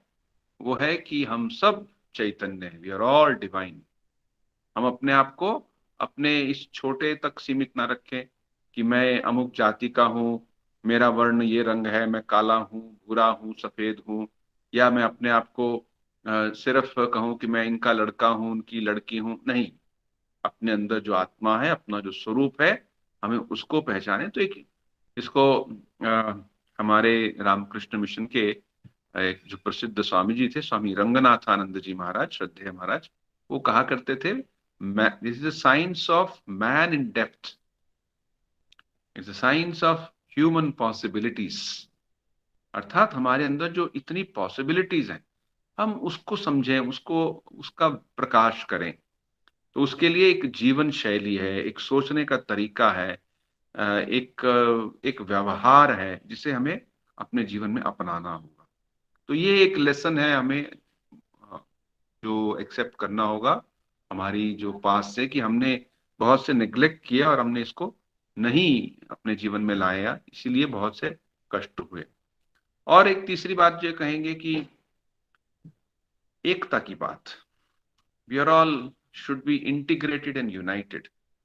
जैसे हम सब भारत के हैं, ये एक भारतीयता का जो अनुभव है हमें होना चाहिए, एक फीलिंग आनी चाहिए, चाहे वो देश के किसी भी हिस्से में हो, वो हमारा ही देश है। चाहे वो हिमालय हो या फिर कन्याकुमारी हो, चाहे वो केरल हो या फिर कामाख्या हो, ये हमारा ही देश है। ये एक देश का एक अनुभव आना चाहिए। देखिए, भारत में जो भारतीय संस्कृति का जो एक विशेष एक जो दिशा रही है, वो ये है कि ये सिर्फ एक स्थान मात्र नहीं है, ये जननी है। और स्वामी विवेकानंद एक जगह कहते हैं कि ये जननी की विशेषता क्या है। वैसे तो बहुत से पृथ्वी पर बहुत से देश हैं, बहुत से सुंदर जंगल हैं, नदियां हैं, पहाड़ हैं। तो हमारे देश की विशेषता क्या है? हमारे देश में भी वो चीजें हैं जो बाकी देश में हो सकता है कम ज्यादा हो, लेकिन सबसे बड़ी विशेषता ये वो भूमि है जहां पर मानवता के सबसे गहनतम सत्यों का अन्वेषण हुआ और मनुष्य आध्यात्मिक सत्यों को प्राप्त कर सका, और किसी भी जगह पर इतनी गहराई से कभी सोचा नहीं गया। इसके क्या कारण है हमें मालूम नहीं। अब हो सकता है कुछ लोग जो एंथ्रोपोलॉजी पढ़ें या फिर और किसी दृष्टि से पढ़ें तो कहें हाँ ये ऐसा संभव है, इसी कारण से ऐसा हुआ। लेकिन जो भी है, हम इस देश से प्रेम इसलिए नहीं करते कि सिर्फ ये खुद वेस्टर्न मॉडल ऑफ थिंकिंग है ना, कि हम अपने देश से प्रेम करते हैं और दूसरे देशों से घृणा करते हैं। ऐसा नहीं है। सर्वे भवन्तु सुखिनः, स्वामी जी अपने उसी भारतीय व्याख्यान में एक जगह कहते हैं, जब जब ऐसा समय आया कि भारत पृथ्वी के अन्य देशों के साथ के संपर्क में आया, तब देखिए भारत की जो आध्यात्मिक परंपरा है उसका बहाव सारी पृथ्वी पर फैला। स्वामी जी के पहले 3 या 4 लेक्चर्स में 2-3 बार स्वामी जी ने इसको कहा है। तो वो उनका जो एक अत्यंत ही ऐसा प्रश्न था कि देखने का तरीका था, वो कितना ही पॉजिटिव था। हम लोग देखते हैं अगर कोई साधु महात्मा बैठे हैं, आप कुंभ मेले में गए और कहें अरे ये तो थोड़े अजीब से लग रहे हैं, लेकिन स्वामी विवेकानंद का दिखने का तरीका ही अलग था। वो तो अजीब तो लग तक सकते हैं, लेकिन इनका जो प्रयास है वो ठीक है, लेकिन दिशा गलत हो सकती है। मैं यहाँ पे इलाहाबाद में जब एक बार कुंभ मेला हुआ था, तब हम गए थे वहां पे, तो वहां पे देखा एक साधु वो खड़े हुए हैं और उनका एक हाथ ऊपर है। वो बोले कि ऐसे 10 साल से खड़े हुए, और एक हाथ ऊपर है, वो इतना ऊपर है, सारा उसका जो रक्त है वो नीचे है, इसलिए ऊपर के जो हाथ है वो थोड़ा सा गल सा गया है। बड़ा ही सब समय ऐसे ही रहता है, तो उसमें एक्टिविटी नहीं है, तो नेचुरली वो बहुत ही कमजोर भी हो गया। तो हम अगर देखते हैं तो कहते हैं अरे रे क्या कर दिया इसने, या फिर ये बड़े तपस्वी हैं। स्वामी विवेकानंद क्या कहेंगे इसके बारे में, हम उनके उपदेशों में पढ़ते हैं। स्वामी जी कहते हैं the search was right but the method was wrong. उन्होंने सोचा, जिन्होंने इस तरह की तपस्या की, कि सिर्फ इस प्रकार करने से हम भगवान का लाभ कर लेंगे। हाँ, इसमें आपकी इच्छा शक्ति का तो विकास होगा, आप में वो दृढ़ता तो अवश्य आएगी, और उसमें आपके मन में एक विशेष शक्ति का भी प्रकाश होगा। लेकिन जो उद्देश्य है वो है कि हम भगवान लाभ करें अथवा आध्यात्मिक सत्यों को प्राप्त करें, तो उसके लिए तो इसकी आवश्यकता नहीं है। आवश्यकता है सब समय सत्यभाषी होने के लिए, आवश्यकता है हमें आत्म संयमी होने के लिए, इन सब चीजों की आवश्यकता है, या भगवान के नाम स्मरण की आवश्यकता है। लेकिन उसकी जो सर्च है वो रियल है। लेकिन जो तरीका है वो स्वामी जी यूज करते हैं शब्द बड़ा अनसाइंटिफिक है। और एक जो lesson we can learn from the history, उसको बोल के मैं अपनी बात को यहीं पे विराम करूंगा, कि हम अक्सर अपने जीवन को बांट देते हैं। एक तो मैंने एकता की, भारत की एकता के बारे में कहा, और इसमें जब मैंने कहा बांट देते हैं, इसका अर्थ क्या है? भारत का जो एक देखने का तरीका है, जो भारतीय संस्कृति को देखने का एक जो व्यू पॉइंट है, एक प्रासंगिकता जो उसकी बैठती है, वो क्या है? वो क्या है कि एक समग्रता है, जैसे इंटीग्रेटेड व्यू, सब कुछ उसमें मिला के चलते हैं। तो एक वेस्टर्न व्यू होता है और एक इंडियन व्यू है। स्वामी रंगनाथानंद जी कहा करते थे कि वहां पर साइंस और रिलीजन को लेके वेस्टर्न कंट्री में बहुत कॉन्फ्लिक्ट है, लेकिन भारत में कभी कॉन्फ्लिक्ट हुआ नहीं, क्योंकि जो जो रिलीजन है, जो आध्यात्मिकता है, इसी को ही एक प्रकार का साइंस माना, इसको विद्या कहा गया, इसको कहा अध्यात्म विद्या। क्योंकि यहाँ एक सेंट्रल चर्च नहीं था कभी भी जो कहे कि आप मेरी बात मानिए, अगर नहीं मानेंगे तो हम आपको कष्ट देंगे। जैसे कि हम कॉपरनिकस की बात करते हैं ना, 400-500 साल पहले, जैसे उनको बहुत से लोगों को कष्ट दिया गया, कई लोगों की तो उनको प्राणों से अपना हाथ धोना पड़ा। ऐसा कुछ नहीं हुआ भारत में। जिसको जो सोचना है वो सोच सकता है, कर सकता है। हाँ, पिछले कुछ सालों से कुछ ये जो झगड़े हुए, ये दूसरे कारणों से हुए, लेकिन साइंस और रिलीजन में भी कॉन्फ्लिक्ट कभी नहीं रहा। एक जो फाइनल लेसन हमें हिस्ट्री से लर्न करना है वो ये है कि हम अपने आप को कभी भी नीचा ना माने। एक इसको स्वामी कहेंगे कॉलोनियल फीलिंग, कि हम अपने आप को, मेरा देश, मेरी संस्कृति, मेरे सांस्कृतिक जो धरोहर है, जैसे वो नृत्य है या गाना है या परिधान है, जिस जो मैं कपड़ा पहनता हूं, उसको लेके हमें अपने आप को नीचा नहीं या छोटा नहीं मानना चाहिए। ये हमें एक लेसन लर्न करना है कि we can always stand on our own feet, और हम जैसा चाहें उसको अपने जीवन में उतार सकते हैं। तो अगर कोई कहे कि ये जो आप भारतीय संस्कृति की बात करते हैं ये तो पुरानी संस्कृति है, तो संस्कृति पुरानी हुई तो क्या हुआ? नहीं, आप मॉडर्न संस्कृति का अर्थ क्या है? क्या इसका अर्थ है कि हम वेस्टर्न बन जाएं? इसको आप मॉडर्न कहते हैं? अगर हमें वेस्टर्न बनना है तो हम अपने रूट्स को छोड़ दें। स्वामी विवेकानंद का अप्रोच बहुत अच्छा था इस विषय में। उन्होंने कहा हाँ, हम वेस्ट से भी सीखेंगे, उनसे जो बहुत सी अच्छी बातें हैं वो सीखेंगे, और बहुत सी चीजें उनको हमसे सीखनी पड़ेंगी, हम उनको सिखाएंगे। और देखो, इसका तो आप बहुत क्लियरली देख सकते हो।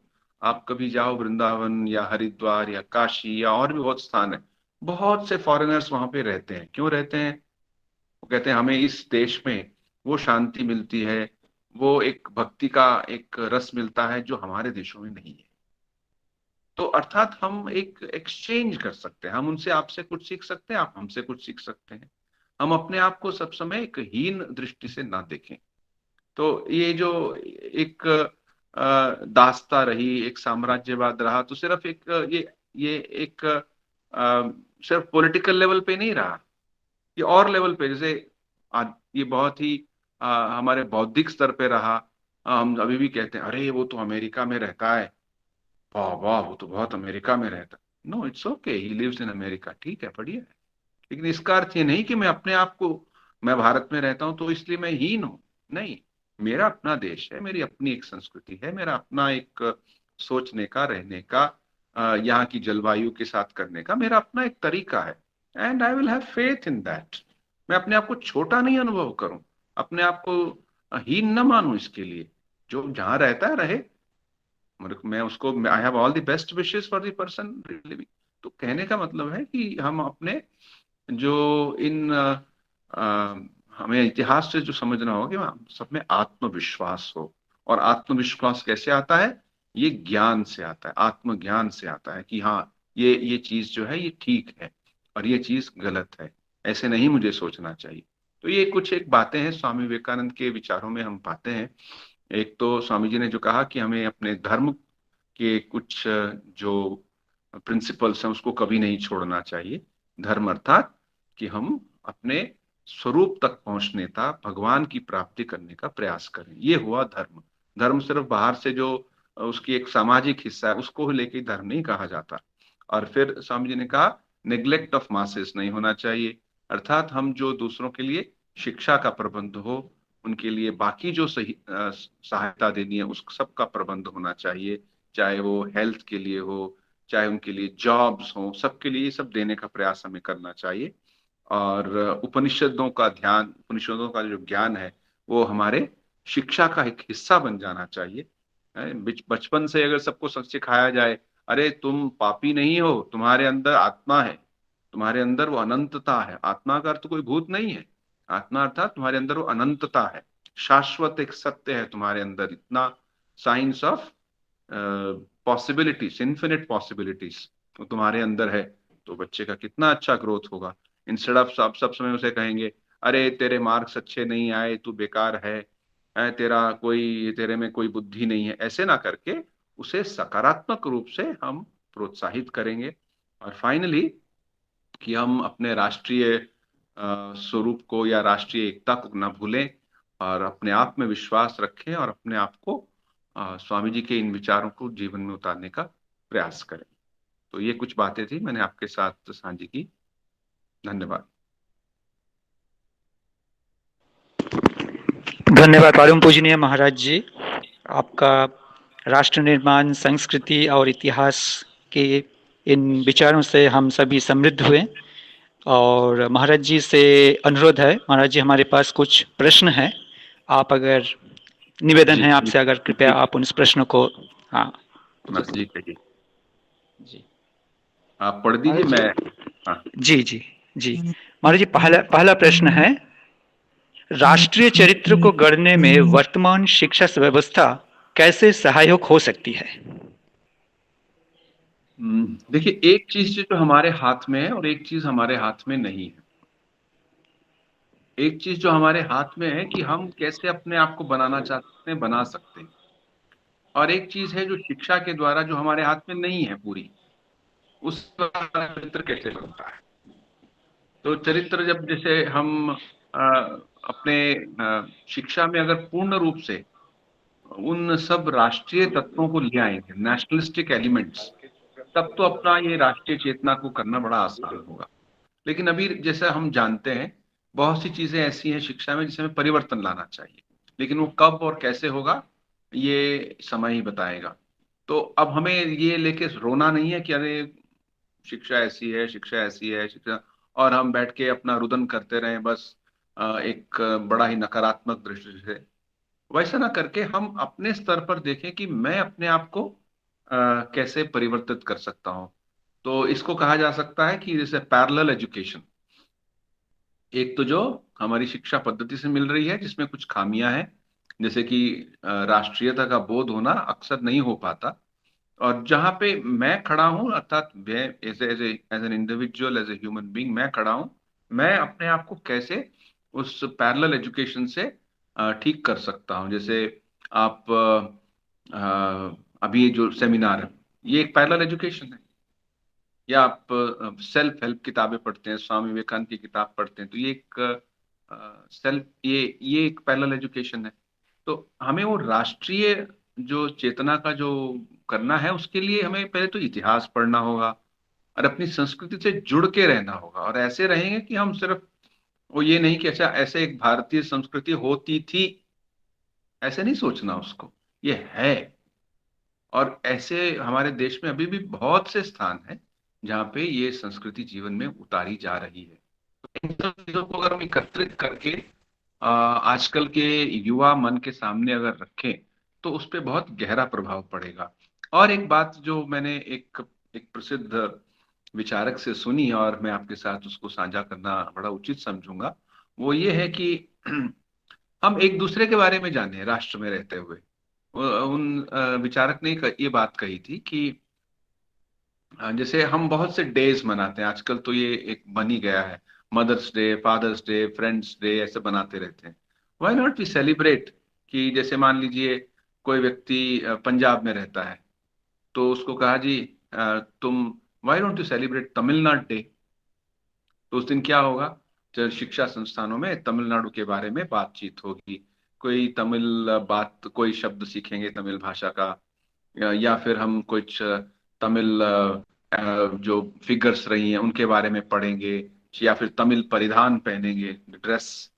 इसी तरह ही जैसे आप तमिलनाडु में हैं तो वहाँ why can't we celebrate Punjab day. Punjab में कैसे 10 गुरुओं ने अपना इतना महान जीवन जिया, या फिर आप किसी और राज्य में, किसी और राज्य के बारे में। तो इस तरह से करते करते एक राष्ट्रीय चेतना का विकास होगा। अक्सर क्या होता है, हम अपने आप को सिर्फ एक राज्य तक ही सीमित कर लेते हैं। तो इस प्रकार के कुछ चीजों का अगर हम अपने जीवन में ला सकें तो भी एक राष्ट्रीय चेतना के बारे में का विकास हो सकता है। और प्रश्न है? हाँ महाराज जी, और 2 प्रश्न है हमारे, हम आपसे पढ़ के सुना रहे हैं प्रश्न।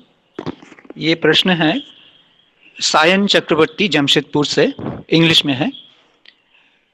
प्रणाम Maharaj ji, I am Sayan Chakraborty from Jamshedpur. When I practise the teachings of Swami ji in my life, it happens sometimes that I find my mind in conflict when some people or some monks oppose it somewhere in following the teachings. In this case, whom should I take as my final authority? The holy trio or common people? ये रहा सवाल महाराज जी के लिए। तो obviously आप जिसको follow करना चाहते हैं उसको, दैट्स योर फाइनल अथॉरिटी। हो सकता है कुछ there are people who ask you some questions which seem to shake your faith, they seem to shake your line of thinking.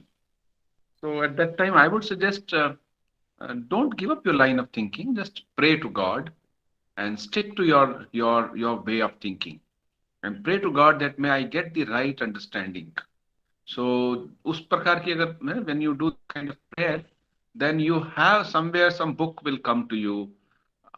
Come to you means you will get in touch with it, or some article, some video, something that will strengthen your thing.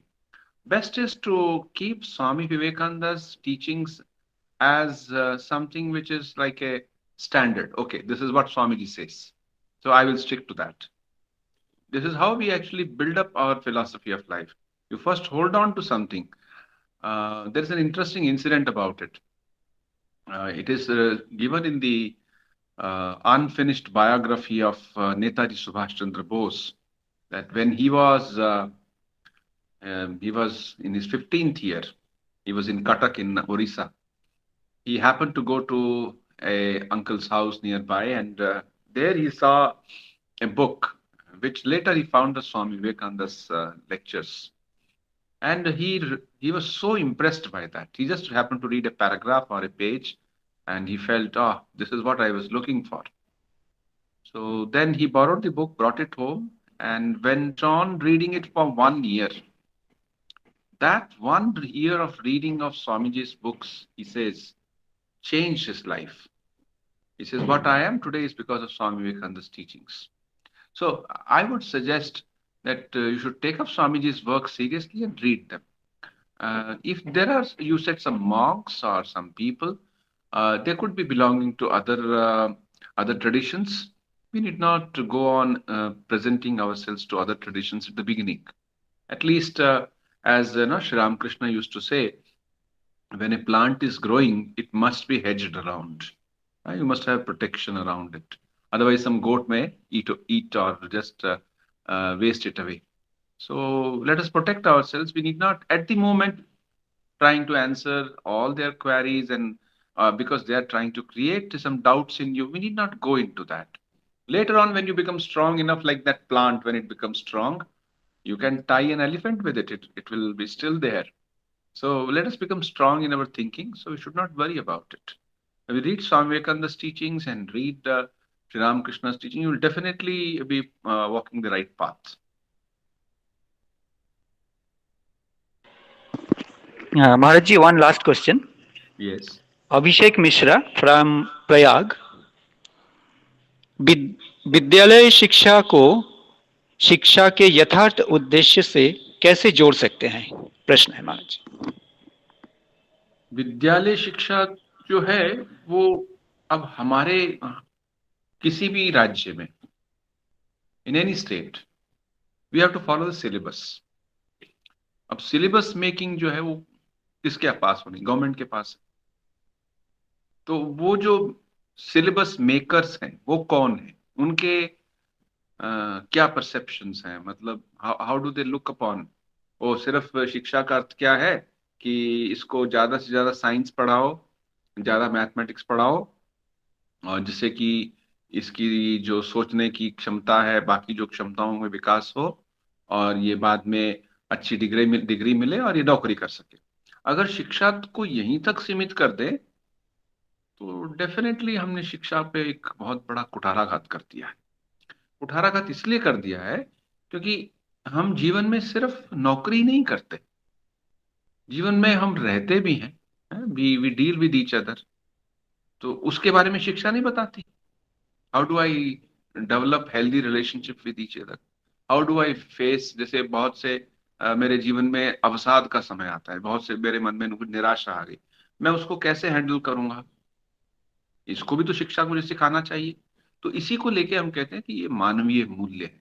Ramakrishna mission के कुछ एक centres में इसका प्रयास किया जा रहा है कि कैसे वैल्यूज एजुकेशन भी देनी चाहिए, अर्थात जो उच्चतर मूल्य है उनका वो मूल्य भी हमें छात्रों तक पहुंचाने चाहिए। अच्छा, ये कैसे पहुंचाते हैं, इसका अर्थ है कि कोई और एक क्लास बनाई जाए जिसमें हायर एजुकेशन या वैल्यूज पढ़ाई जाए, मानवीय मूल्य पढ़ाए जाए। हाँ, एक तो ये मेथड है, लेकिन मुश्किल ये है कि ये सिर्फ पढ़ाने से नहीं होता।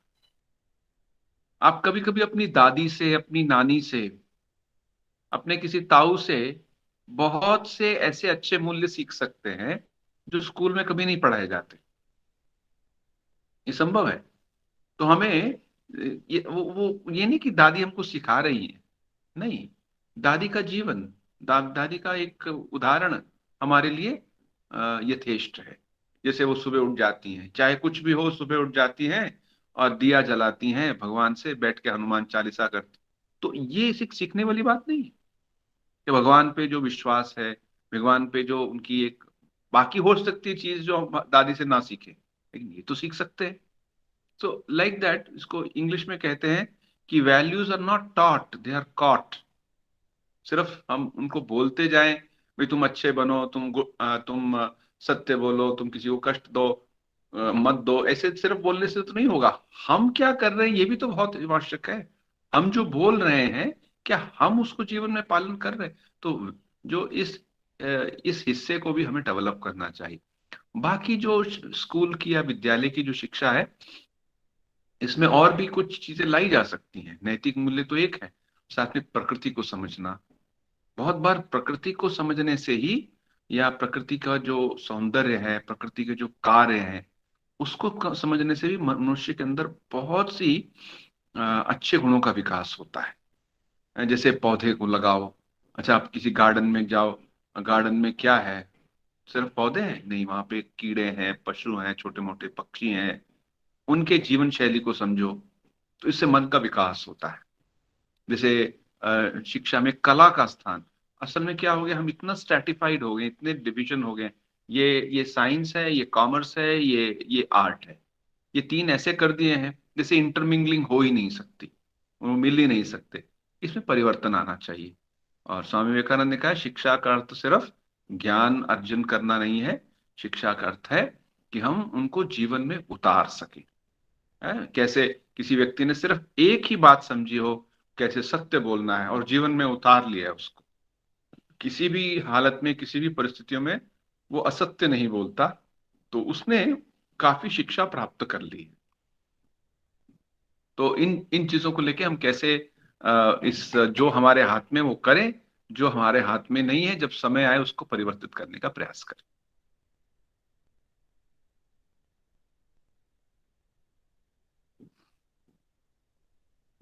तो यही से साथ हमारा प्रश्न तीनों खत्म हुए ना?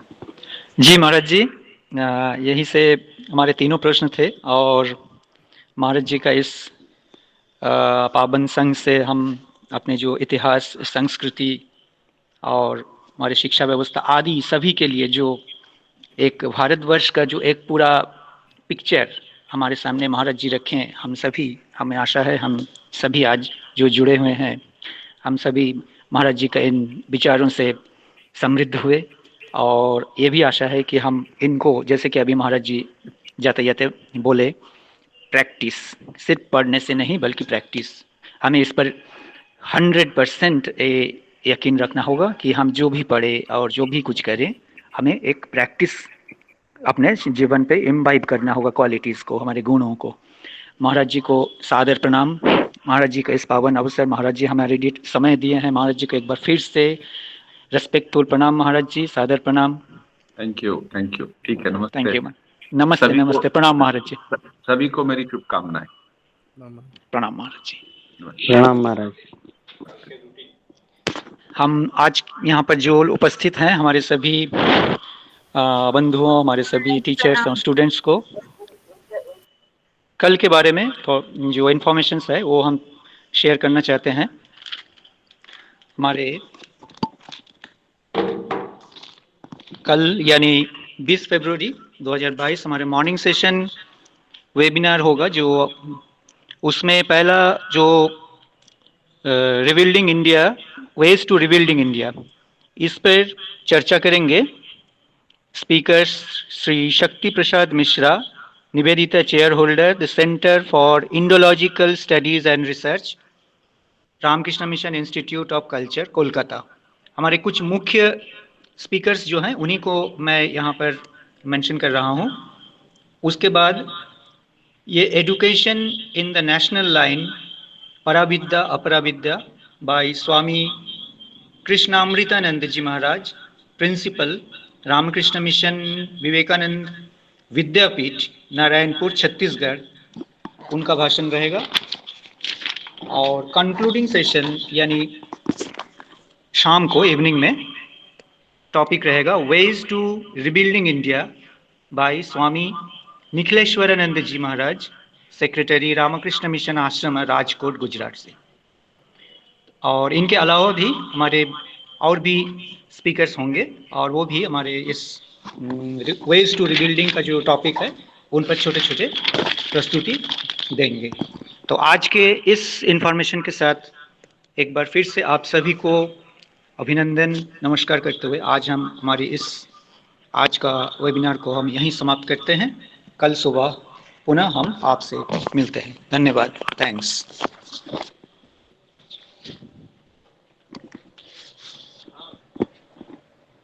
बोले दिला।